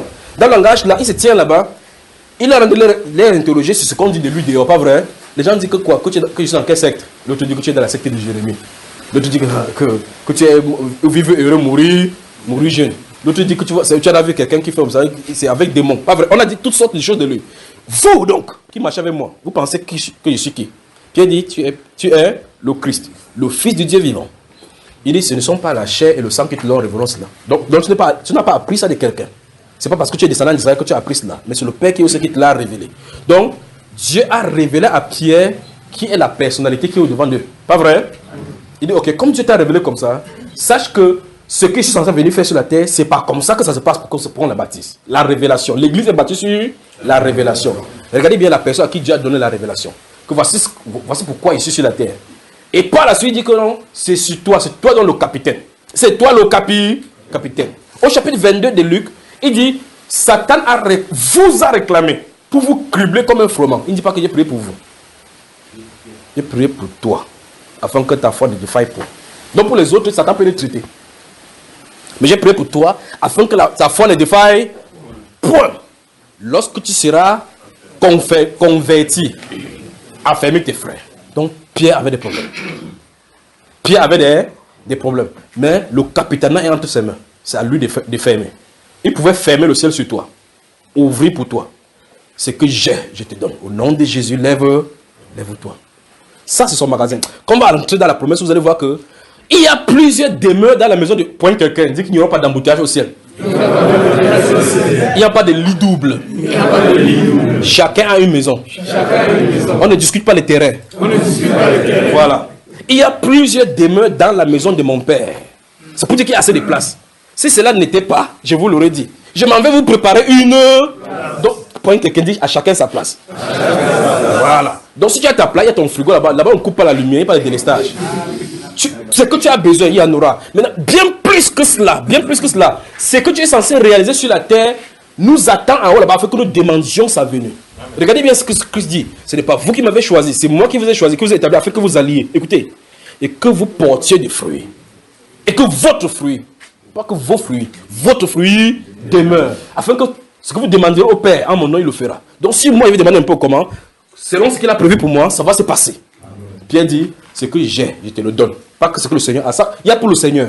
Nous sommes héritiers avec lui, nous sommes co-héritiers avec lui. Mais héritiers de Dieu. Héritier de Dieu. Il y a un livre qui est écrit pour toi avec ce que tu as pour des dieux. Vous allez aller au ciel, on va aller au ciel, on va dire que voici les dons qui sont pour toi. Que merde, ça pour moi, oui. Vous pouvez dire que non, moi, Manassé, je suis de quelle tribu, je suis même qui ne connaît même pas le verset biblique. Il n'a pas dit que voici ce qui est pour toi, si tu connais le verset biblique, c'est pour toi. Il faut que chacun entre dans sa destinée. Mais la porte d'entrée, c'est la promesse. La promesse. Afin que vous alliez, ce que vous demandiez. Vous voyez cela? Regardez bien, regardez, suivez attentivement. Il prendra de ce qui est à moi et vous le donnera. Vous avez entendu cela dans les Saintes Écritures? Car tout ce que le Père a est pour moi. C'est pour cela qu'il dit, il prendra de ce qui est à moi et vous le donnera. On parle de qui ici? On parle de qui? Qui parle? Le Seigneur dit que vous avez intérêt à avoir le Saint-Esprit, parce que le Saint-Esprit va prendre ce qui est chez moi, il va vous le donner. On a intérêt à posséder la promesse. Vous avez ma frère? Alors, voici donc Pierre à qui on a donné le capitanat. Et que quand le Seigneur Jésus, par un vent, comme ça nous arrive à tous, il dit que moi je m'en vais payer péché. Qu'est-ce qu'il a fait, frère? Il a entraîné tout le monde là-bas. Va voir Jean dans l'eau. Tu as attrapé quelque chose dans la nuit, frère, pour aller pêcher. Tu as attrapé quelque chose? Les petits enfants, avez-vous attrapé quelque chose? Ils ont dit quoi, frère? Ils sont rentrés là, ils ont vu quelque chose. Jésus a commandé au poisson de fuir loin. Fuis. Poignez encore quelqu'un. Dis ce que Pierre cherchait dans l'eau. Ça se trouvait à la berge. Auprès du Seigneur. Déjà braisé. Avec du miel. Le miel, ça se trouve où, frère? On prend le miel où? Dans la niche d'abeilles. Dans les trucs d'abeilles. Dans les cruches d'abeilles. Les cruches d'abeilles. L'abeille donne le lait quand on venait chercher ça. Non. Donc s'ils finissaient les pour qu'ils mangent avec le miel, le poisson. Donc après avoir trouvé le poisson là, pour qu'ils mangent avec le miel, il fallait qu'il pas conquérir maintenant l'abeille. Pour être quelqu'un dit Jésus avait déjà résolu le problème. Ce qu'il faut faire, c'est rester dans sa présence.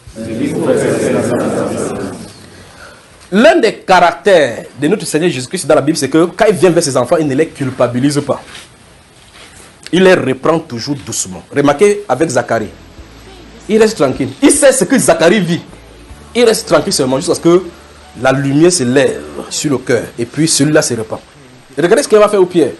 Il va dire, petits enfants, vous attrapez quelque chose. Frère, si vous regardez Jésus en ce moment-là, ce n'est pas Jésus qu'ils ont connu physiquement. Les gars sont sortis, Il vient, il cache le rien, mange. Tu dis que ça c'est le Seigneur. Moi, je te dis que c'est qui peut donner déjà le poisson qui est bien comme ça? Tu as d'un côté déjà le poisson sur la terre. C'est le Seigneur ici. Personne ne vient à poser. Personne ne parvenait à part.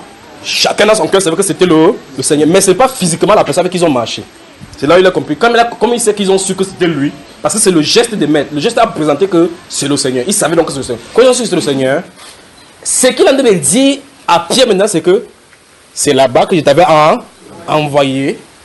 Parce que quand vous lisez Luc, comme je vous ai dit, quand vous lisez Luc, vous tentez de dormir, vous prenez le sable. Merci frère pour le sable qui est là-bas. Je vais verser le sable partout. Vous avez quoi que c'est la pluie qui tombe déjà. Quand vous lisez Luc chapitre 5, vous remarquez que quand il a vu Pierre, quand il a dit tu seras désormais pécheur d'hommes. Donc il est depuis entré dans l'eau. C'est dans l'eau de la foule qu'il veut maintenant pécher maintenant les hommes.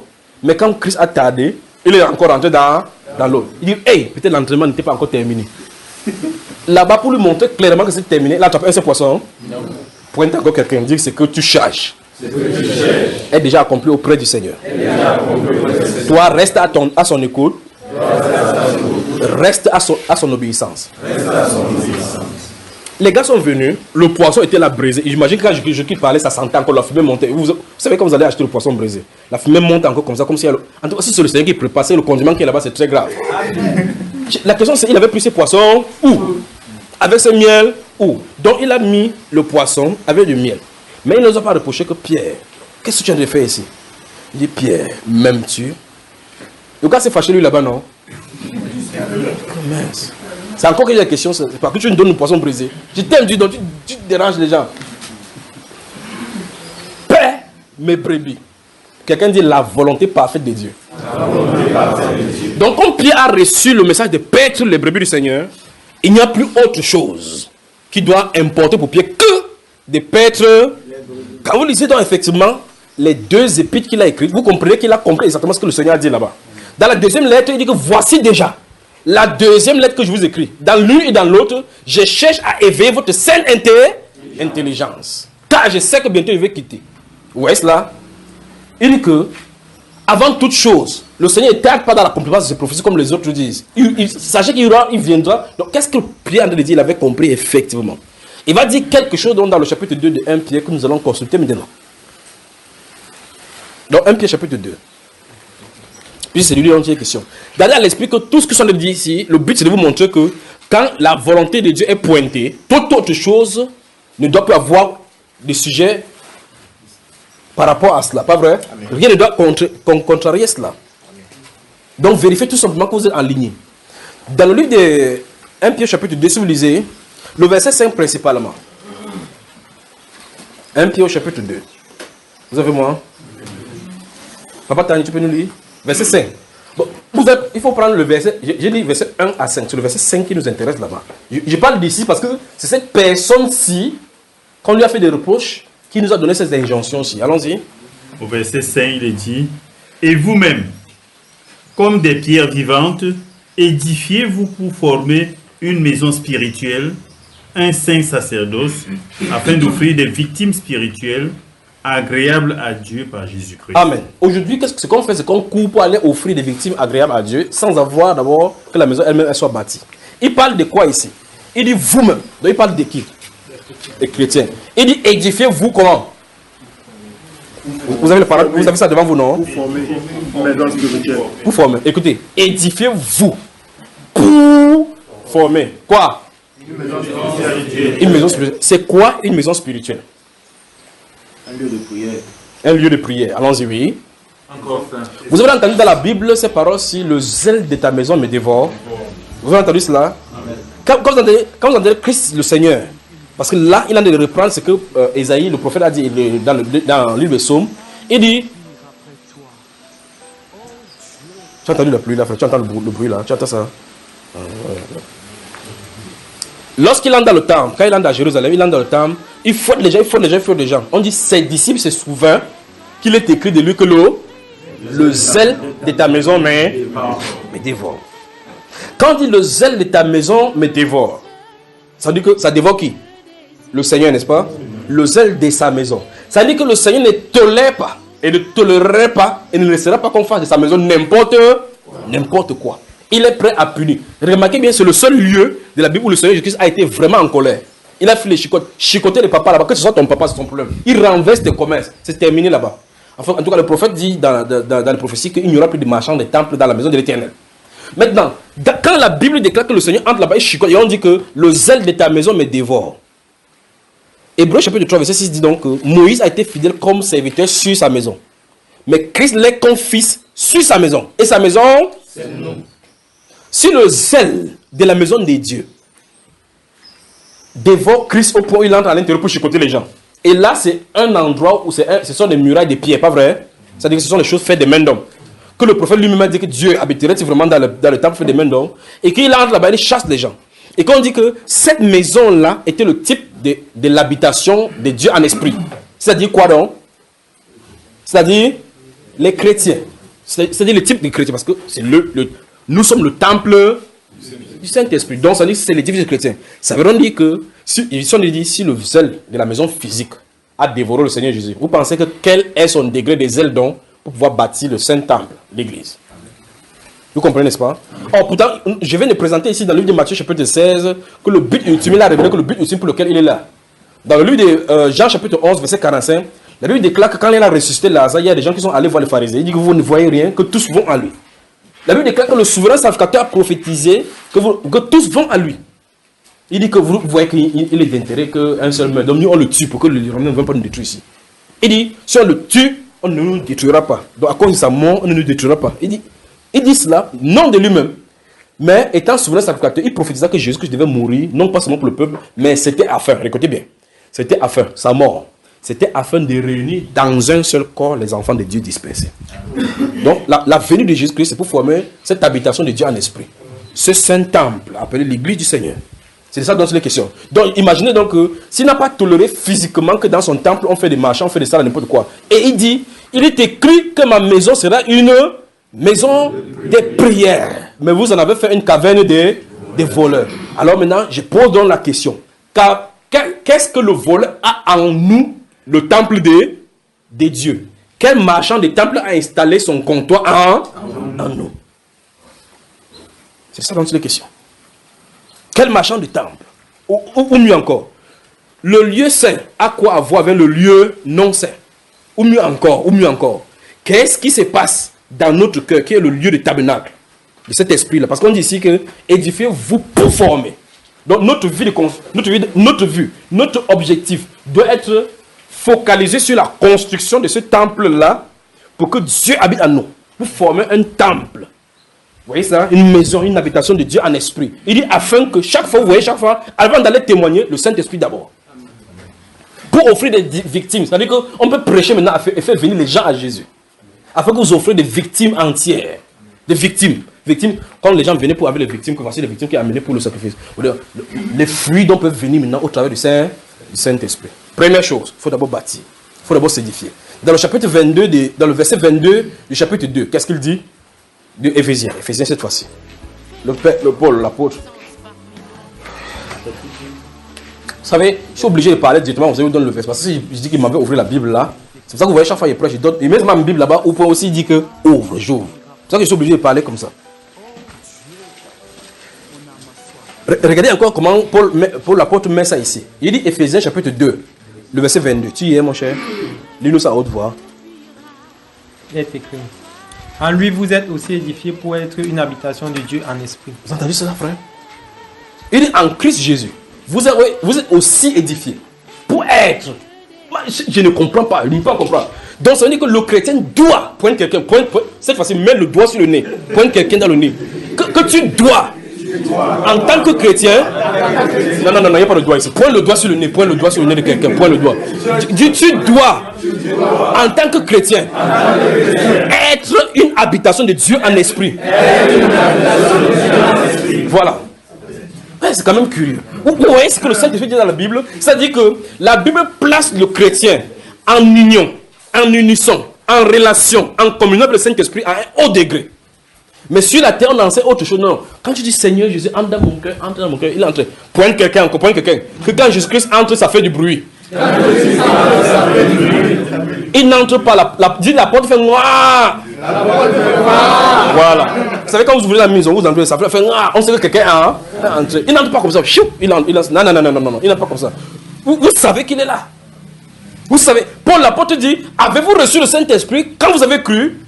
Il dit, mais le gars, il parle de quoi? Ils n'ont pas entendu. Ils n'ont pas nous sommes à plus de 2000 ans. Il y a des chrétiens que tu parles du Saint-Esprit. Dans ta prière, il dit Saint-Esprit. Vous dites que qui est le Saint-Esprit? Il dit, j'ai jamais posé cette question. Hein. Donc il ne connaît pas qui est le Saint-Esprit. Mais quand tu viens, tu dis que le Saint-Esprit dit, pendant que tu as parlé, tout ce que tu en as parlé, mais le Saint-Esprit lui a parlé comment? Toi, tu as entendu quelque chose. Mais celui-ci, on lui dit, avez-vous reçu le Saint-Esprit quand vous avez cru? Il pointe son voisin, il dit, mais celui-ci, il parle de quoi? Jean-Baptiste avait parlé de Saint-Esprit ici dehors. Votre baptême, ça s'est passé comment? Il dit, Jean-Baptiste, tu nous as posé dans la boule là-bas, non? Il dit, ok, que je comprends. Il était là pour préparer. Parce qu'il était question de préparer au Seigneur un peuple au cœur disposé. Il dit, c'est ce qui fut baptisé. Lorsque Paul mit la main, bam, le Saint-Esprit vint. On dit le Saint-Esprit vint. Il parlait en langue et il prophétisait. On arrive là-bas, le langage de prière. Parce que Christ dit qu'il va donner ça pour l'église. Les gens ont intérêt. C'est-à-dire que c'est le moment où les gens vont se prosterner. Frère, j'ai dit ça plusieurs fois, j'ai vu les gens aller au travail. Vous parlez. Attends, je vous arrive. Donc, il sort de sa maison. Chérie, oui. Ouais, ma cravate, quelle cravate? Ça, c'est un païen. Hein? C'est un sataniste, un rosicrucien. Il passe dans le miroir de rosicruciens. Il dit, grand-mère, je suis encore là. Toi, le Seigneur de l'univers. Ah bon, attends. Le Saint-Esprit de attends. Il dit, toi, le maître de l'univers. Il met ses pinces. Vous savez, quand il met ses pinces, c'est pour présenter que c'est nous. Quand le Seigneur s'est tait pendant des moments, ils ont comme l'impression qu'ils ont gagné du terrain. Dieu dit qu'il est sur le trône, il se rit du méchant. Il faut que son jour arrive. Les gars ne savent pas qu'il y a un coup d'état contre eux. Il y a un coup d'état vrai qui vont se connaître. Quand on va dire que, où sont les réseaux chrétiens? Quelqu'un va dire que non, je ne connais pas même où ils se trouvent. Vous allez voir sur la terre. Vous avez vu les émissions qui sont faites à la télévision, non? Pour se moquer des pasteurs, se moquer. Ça va changer au nom de Jésus. Amen. Alors dans ces messieurs, ils portent les cravates. Ils portent les cravates, ils portent les vestes. Chérie, ma cravate, ils sont tchangan. Dans le carrefour, le frère Achille est là. Alléluia. Oh Seigneur, attrape tous ceux qui sont pour toi aujourd'hui. Attrape tout. Il a la marche en passant dans cette zone-là. Après, il dit, il y a encore quoi? Il arrête sa veste comme ça. Là. Il y a encore quoi là-bas? Dès que ça sort comme ça, pam! Ainsi dit le Seigneur. Il tombe là-bas, ses genoux. Il est quitté les chrétiens, il rentre créé. Attendez seulement dans ce pays-ci. Vous verrez. Vous verrez. C'est ce que j'ai vu depuis des années. Dans les marchés, vous entendez des choses. C'est que les gens font avec le haut-parleur. On n'a pas besoin de haut-parleur pour cela. Christ, quand il arrive quelque part, il fait PAM! Ça attire l'attention. Vous avez remarqué, n'est-ce pas? Le haut-parleur, c'est le Saint-Esprit. Quand il fait ça, bam, quand il te parle un peu, chacun entend que dans son cœur. Vous imaginez qu'une foule de 3000 personnes, comment quelqu'un comme Pierre a pu parler? Comment? Pour qu'on dise chacun les entendait. Et quand il a parlé, combien de personnes ont cru, frère? 3000 personnes dans un rassemblement. Bon, on dit qu'ils sont venus de 15 pays différents. C'est-à-dire que le gars dit que ouais, mon passeport est où? Ouais, voici mon billet d'avion. Ouais, je m'en vais au Cameroun pour passer mes vacances avec mes frères. Ça fait longtemps que je n'ai pas vu mon village. Il croit que c'est au village qu'il en est de partir. En quittant le pays, il a quitté peut-être Mède, Perse, Romain. Il est arrivé là-bas, il a rentré créé. Point quelqu'un dit, le Saint-Esprit arrive. C'est ce qui va se passer. Donc quelqu'un fait son programme, il ne sait pas que le programme là est programmé par Dieu. Comme Saül, quand les ânesses de Kis avaient été égarées, on lui dit, il faut chercher l'ânesse là-bas. Il partait chercher l'ânesse, frère. Dieu a fait que le mouton part par derrière, entre les réserves, rentre à la maison, pendant qu'il part par ici. Il part par là-bas, il marche. Pendant qu'il marche, le mouton est rentré, lui il est parti. Il part jusqu'à ce qu'on dit que c'est au niveau maintenant des prophètes de résoudre le problème. Entre temps, Dieu avait fait le congrès au prophète. Demain, il va t'envoyer quelqu'un. Attrape-le. Tu comprends, non? Il cherchait le roi, non? Attrape-le, tu le mets comme roi. Dieu a informé son grand-père, son père. Il lui a donné même l'information à lui. Mais Dieu dit, je vais t'envoyer quelqu'un. Il l'envoie sans lui parler.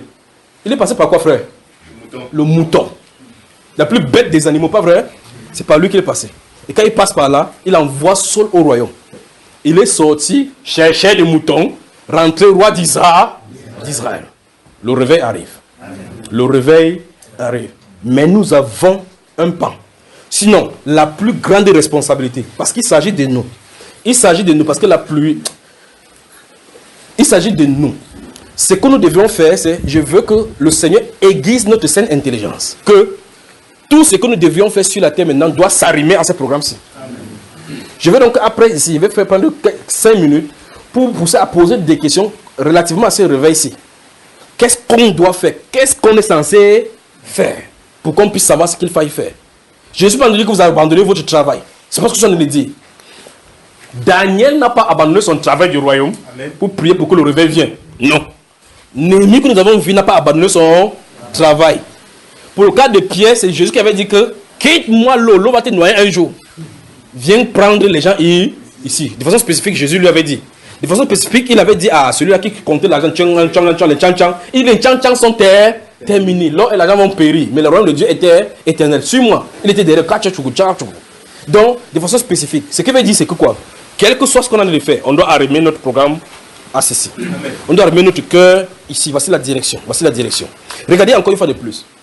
Dans le livre de Matthieu chapitre 22, vous connaissez l'histoire de la parabole, j'ai cité ça ici au début.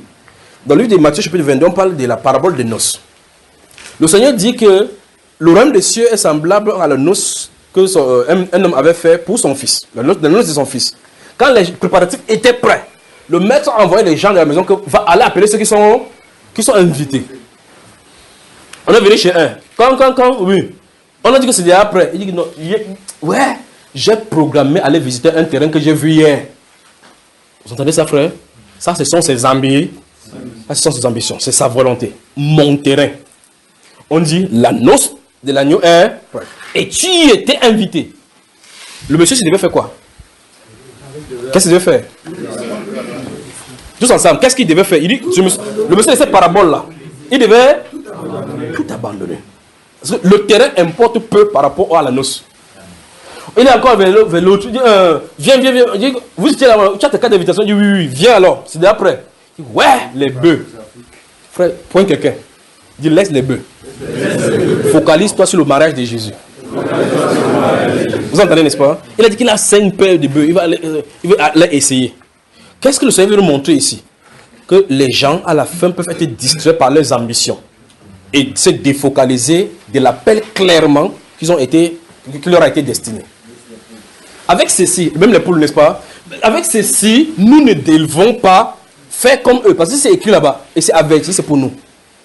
D'accord? C'est pour nous. Maintenant, regardez ceci. N'essayez pas de penser que quand ça va venir, tendre ma main comme ça, quelqu'un va se réveiller. Pointe quelqu'un, encore une fois, ils sont obligés de vous dire pointer. Pointe! Dis que le réveil vient. Le Saint-Esprit va te contrôler. Ce n'est pas toi qui vas le contrôler. Parce qu'il y a des gens qui disent, quand ils entendent, ça dit que frère, je dis que ça vient. Il va aller à l'hôtel à réveiller tout le monde là-bas. C'est pas comme ça. Que je vais aller. Quand il passe, il va aller à l'hôpital à Kintini, c'est bien d'avoir la compassion. Jésus était sur la terre dans Jean chapitre 5. La Bible déclare qu'il y avait à côté de la piscine de Bethesda. Il avait le malade en quoi, frère?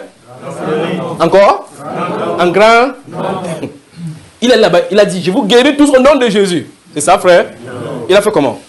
Il a gagné combien? Combien, frère? Même Jésus lui n'est pas sérieux, pas vrai, frère? Il n'est pas sérieux. Parce que les gens lancent le défi aux chrétiens, il dit qu'il guérit, qu'il guérit. Voilà les fous là-bas, à l'hôpital Jamon, qui ne peut pas gagner tous les fous, on croit. Même s'il guérit tous les fous, ils vont dire que vrai, est-ce que c'est attesté qu'ils étaient vraiment fous? C'est ce qu'ils vont dire. Ils vont dire comme ça que c'est pas vraiment fou. Même s'il y a des gens qui même se réveillent leur grand-mère, ils vont dire non, c'est celui qui a été seulement dans le coma. Parce que cela n'a pas été donné. Il faut que le mécanisme du Saint-Esprit ouvre le cœur de quelqu'un pour qu'il croie. Que même si... Je peux vous raconter des choses ici. Il peut vous raconter des choses. Que vous croyez que vous avez fait le miracle, le Saint-Esprit vient. Gardez-vous à l'esprit que le Saint-Esprit, que pour vous, le Saint-Esprit vient d'abord pour vous mettre que je suis OK pour l'enlèvement. Gardez le reste, les sujets là-bas, tous les autres là, c'est pour manifester ces différents dons à sa guise. Donc le point c'est pas à vous de contrôler le Saint-Esprit. Ne gardez pas à l'esprit, ne commencez pas à mettre les chariots, vous voulez quoi? Les chariots avant le bœuf. On va mettre la charrue d'abord, n'est-ce pas? On va mettre le bœuf à la suite ici. Et puis on va dire, mon rôle c'est que le Saint-Esprit vient. Qu'il m'utilise comme il le fait. Point. Voilà ça. Donc notre rôle maintenant c'est de travailler pour qu'il arrive. Il faut bombarder le ciel. Il faut bombarder le ciel. Dans vos différents lieux de prière. Concentrez-vous sur ceci. N'allez pas dire que merde, j'ai vu une grande révélation. Tu dis quoi? Tu peux dire aïe. Il dit oui, aïe. Aïe ça veut dire quoi? Il dit non, Sarai. On a enlevé Sarai. La vie de aïe. Ça veut dire que c'est Sarah qui a fondé. Arrêtez ça. Il faut arrêter ça. Laissez ces révélations. Ce n'est pas le moment de révélation maintenant. C'est le moment que nous avons besoin de la gloire de Dieu au milieu de nous. Quand il va venir, il va mettre toutes ces choses en ordre là maintenant, d'accord? Donc quand vous vous réunissez désormais, que ce soit Seigneur, nous voulons voir ta gloire. Maintenant, regardez bien. Quand les apôtres qui ont reçu pour mission d'attendre, quand ils étaient réunis, ils ne disaient pas que la dernière fois tu as prêché comme le poisson. Que non. Pas ça, frère. Ils ne parlaient pas de poisson. Ils ne commentaient pas sur les exercices d'Hérode. Ils n'étaient pas là sur le conseil constitutionnel. Encore moins sur Eto à 2 milliards. Son argent est fini même. Son argent est fini. Bientôt il va aller en prison. Vous voyez? Donc il aurait problème d'avoir justice. Ce n'est pas ça dont il est question. D'accord? Que ça arrive de ce côté, ce n'est pas notre problème. La justice, ça va derrière lui. Il est maintenant fait partie du journal. Il y a d'autres personnes qui ont dit qu'il a fait telle chose. Voici le terrain qu'il a été et ce qu'il a perdu. Qu'est-ce qui est arrivé? Dieu est en train de l'appeler à la répartition. De quoi est-ce qu'on parle maintenant ici? Il est en train de parler de quoi ici? Comment, frère? Il parle de quoi? J'ai dit, ces apôtres qui sont réunis dans la chambre haute, ils ne commentent pas sur les exactions de la vie politique. La Bible déclare, dans le chapitre 1, verset 14, il dit, ils étaient tous ensemble. Ils faisaient quoi? Ils priaient. J'aime ça. Allons-y. Ils persévéraient dans la prière. Vous avez vu cela? On n'a pas dit dans l'étude de la parole, parce que c'est pour la parole, ils avaient reçu. On a dit dans la prière. Dans la prière. Dans la prière. C'est-à-dire que ils priaient. Ils priaient. Allons-y. Ils priaient. Ils priaient. Ils priaient. Jusqu'à ce que le Saint-Esprit vienne. C'est ça la question. C'est pour la parole. C'est dit Néhémie là, vous pouvez fermer vos yeux, vous ouvrir. Si quand il commence à bavarder, c'est dit que si Dieu a un verset qui se passe, ça veut dire que me fait une âme ici. Laissez la Bible maintenant. Vous avez dû à manger. C'est le moment maintenant de sa venue. Priez jusqu'à ce qu'il vienne. Il va venir. Parce que souvenez-vous, quand la promesse est donnée, il y a les obstacles. Satan va lancer le sommeil, lancer les intrigues au milieu de l'église, lancer certaines choses pour pousser les gens à la distraction. Il faut se défocaliser, focaliser sur la prière. Sur la prière. C'est pour cela qu'il ne faut pas seulement attendre vos rassemblements pour le faire. Si vous êtes aux environs de là où vous êtes, dans une zone où vous êtes 2, 3, vous pouvez vous voir chaque fois. Mettez-vous à genoux ensemble, priez. Gardez-vous à l'esprit que l'église, enfin, les revers n'a pas tout. Regardez ce qu'on a vu avec Néhémie. C'est comme ça avec combien de personnes? Avec Daniel, c'est comme ça avec combien de personnes? Je pourrais aller dans l'église, toi l'église, comme ça pour vous présenter toutes ces choses-là dans l'église. Jusqu'à ce que ce qui est arrivé en 2104. Regardez bien. Donc, Dieu n'a pas besoin que tout le monde, il faut, comme les gens disent, rassemblez-nous dans tout le stade. Quand vous rassemblez le stade, quand les sorciers sont parmi vous, savez qui est là. Mais avec vous, pour vous connaître. Même si quelqu'un a l'esprit de sorcier, il sait très bien que si on prie sa vie ici, moi, je suis mort.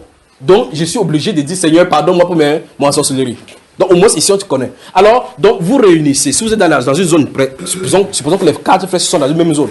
Fixez-vous des jours réguliers. C'est pour ça que je l'ai dit que, je ne suis pas dit que vous quittez votre travail. Parce qu'il va falloir que vous nourrissiez vos familles. C'est que vous pouvez avoir des jours particuliers. Des jours qui a amené le réveil au milieu des païens. Qui a amené le réveil au milieu des païens? Qui était le premier païen à recevoir? Connaît. Vous avez vu sa façon de faire, pas vrai? Suivons-le, parce que le réveil est arrivé chez lui, pas vrai? Le réveil est arrivé chez lui. Il avait une façon de faire avec la prière. Mais il était un centenier. Donc, c'était un chef, un commandant, un capitaine. Vous voyez cela?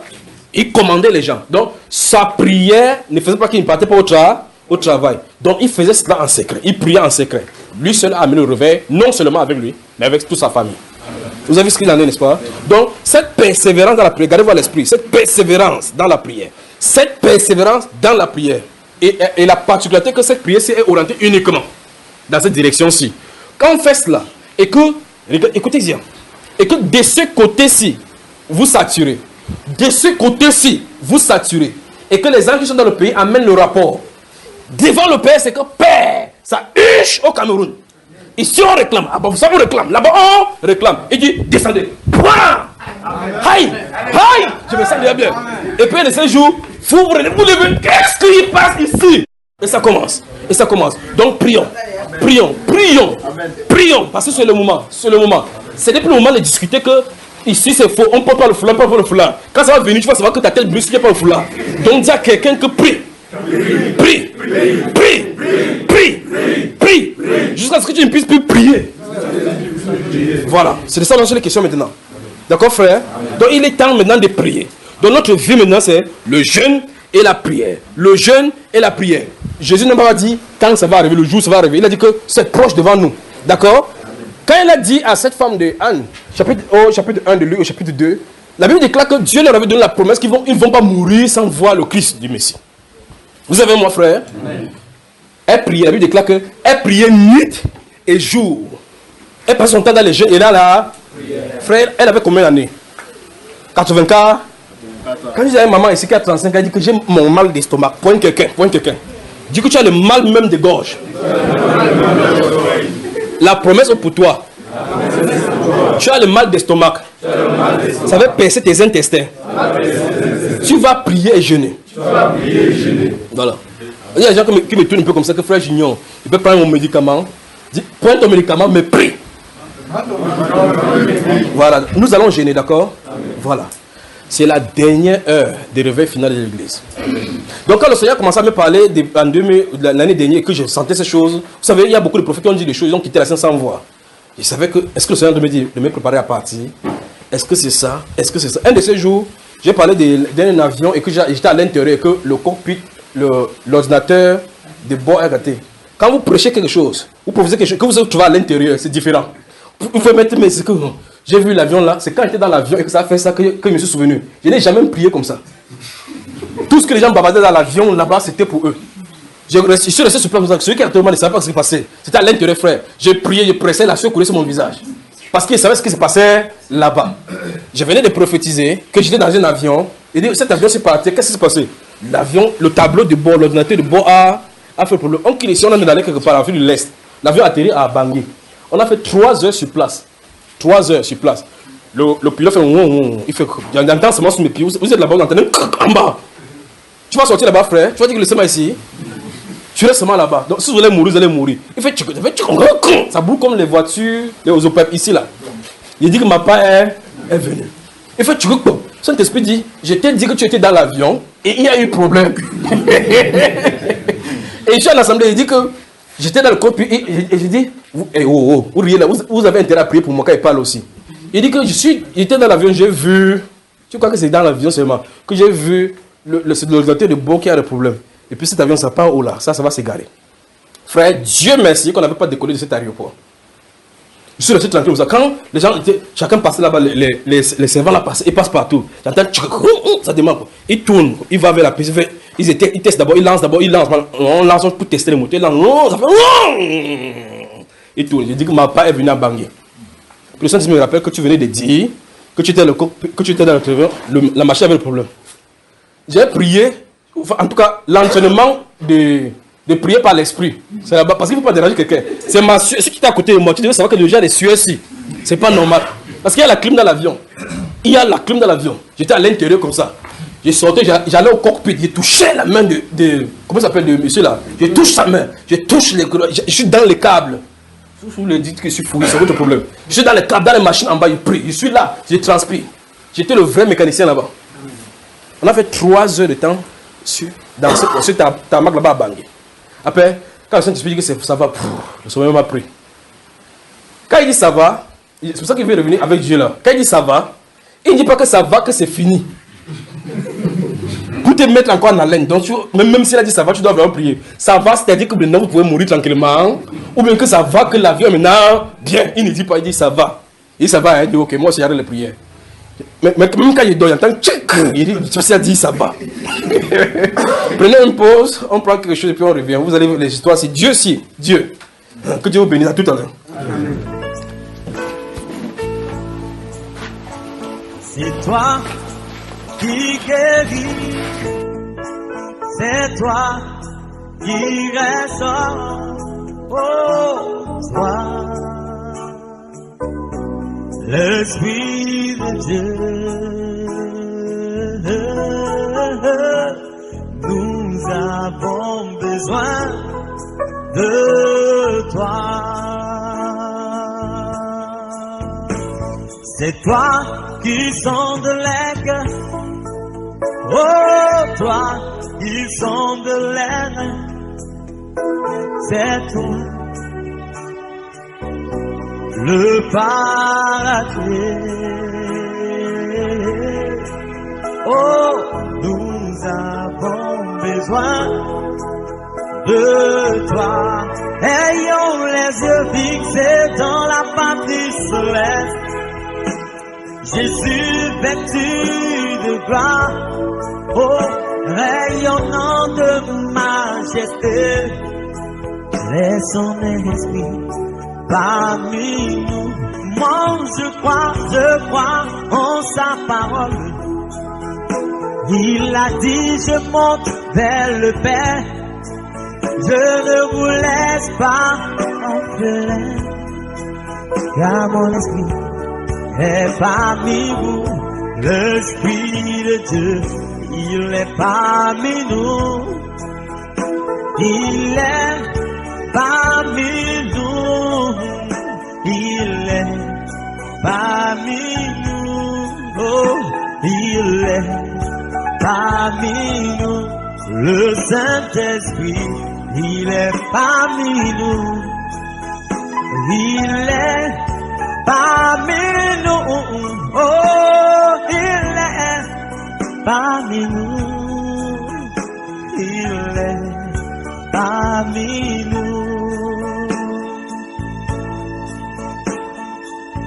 il est parmi nous, l'Esprit de Dieu. Et comme au jour de la Pentecôte,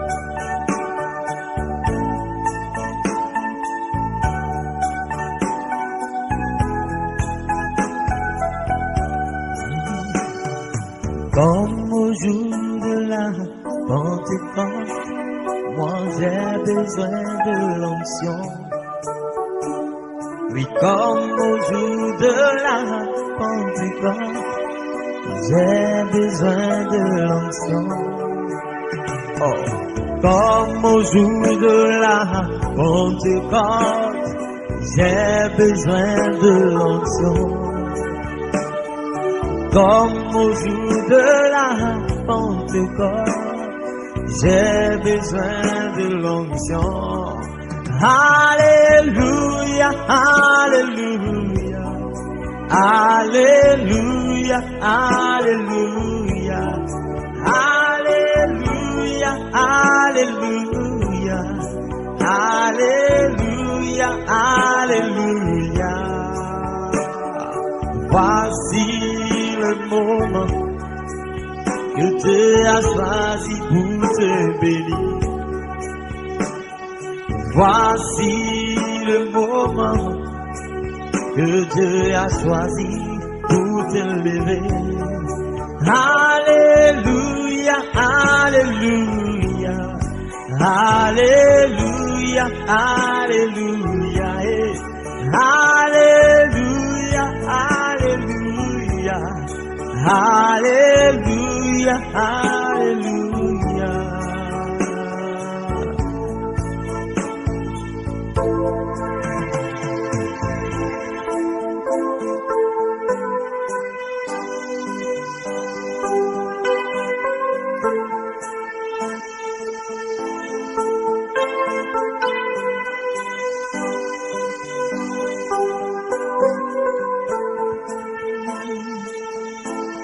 Repense-nous,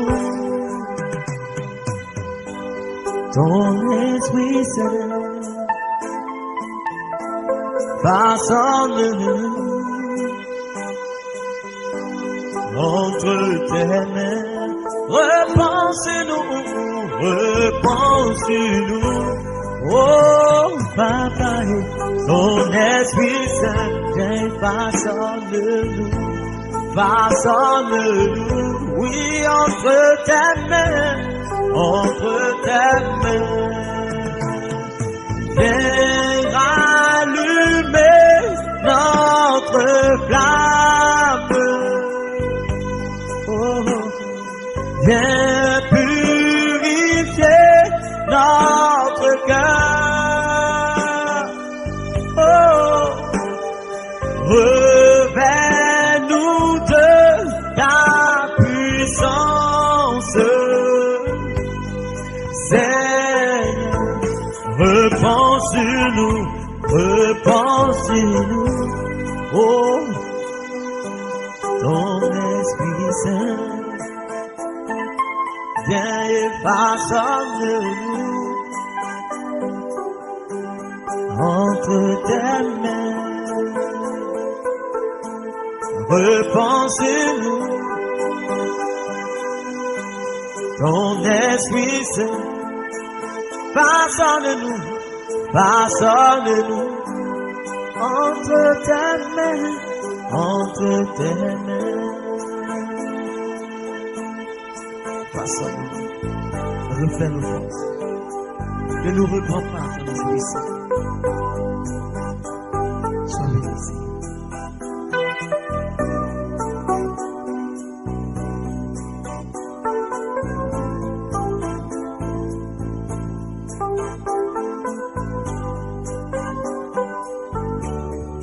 Ne t'ai-je pas dit que si tu crois, tu verras ma gloire, tu verras ma gloire se manifester dans ta vie. Oh, ne t'ai-je pas dit que si tu crois, tu verras ma gloire. Tu verras ma gloire dans ta vie. Ne t'ai-je pas dit que si tu crois, tu verras ma gloire. Oh, tu verras ma gloire se manifester dans ta vie. Ne t'ai-je pas dit que si tu crois, tu verras ma gloire. Tu verras ma gloire, oui, dans ta vie.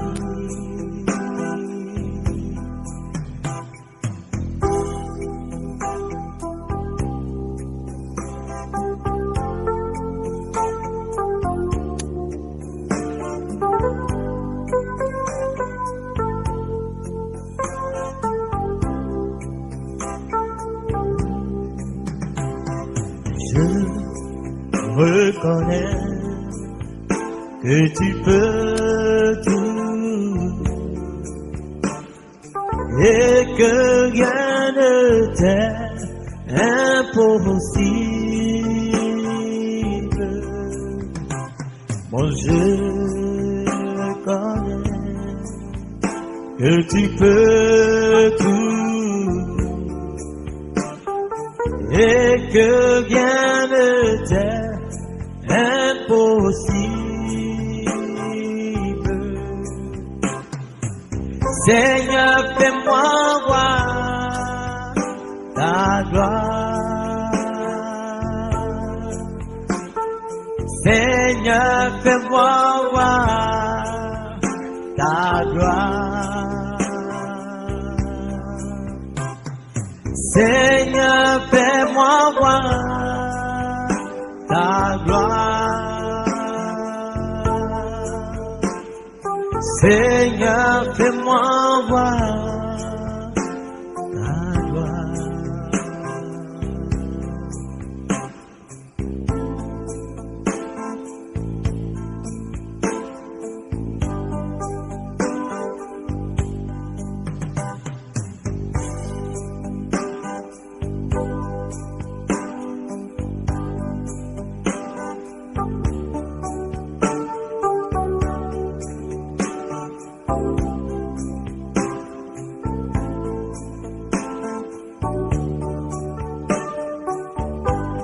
Alléluia, oh Alléluia, Alléluia, Alléluia, oh Alléluia, oh Alléluia, Alléluia, Alléluia. Et nous chantons Maranatha, Maranatha, Maranatha. Et nous disons, oh Alléluia, Alléluia, Alléluia, Alléluia, Alléluia, oh Alléluia, oh Alléluia, Alléluia. Car c'est à toi qu'appartient Dieu. Et règne la puissance, la gloire pour les siècles et des siècles. Amen.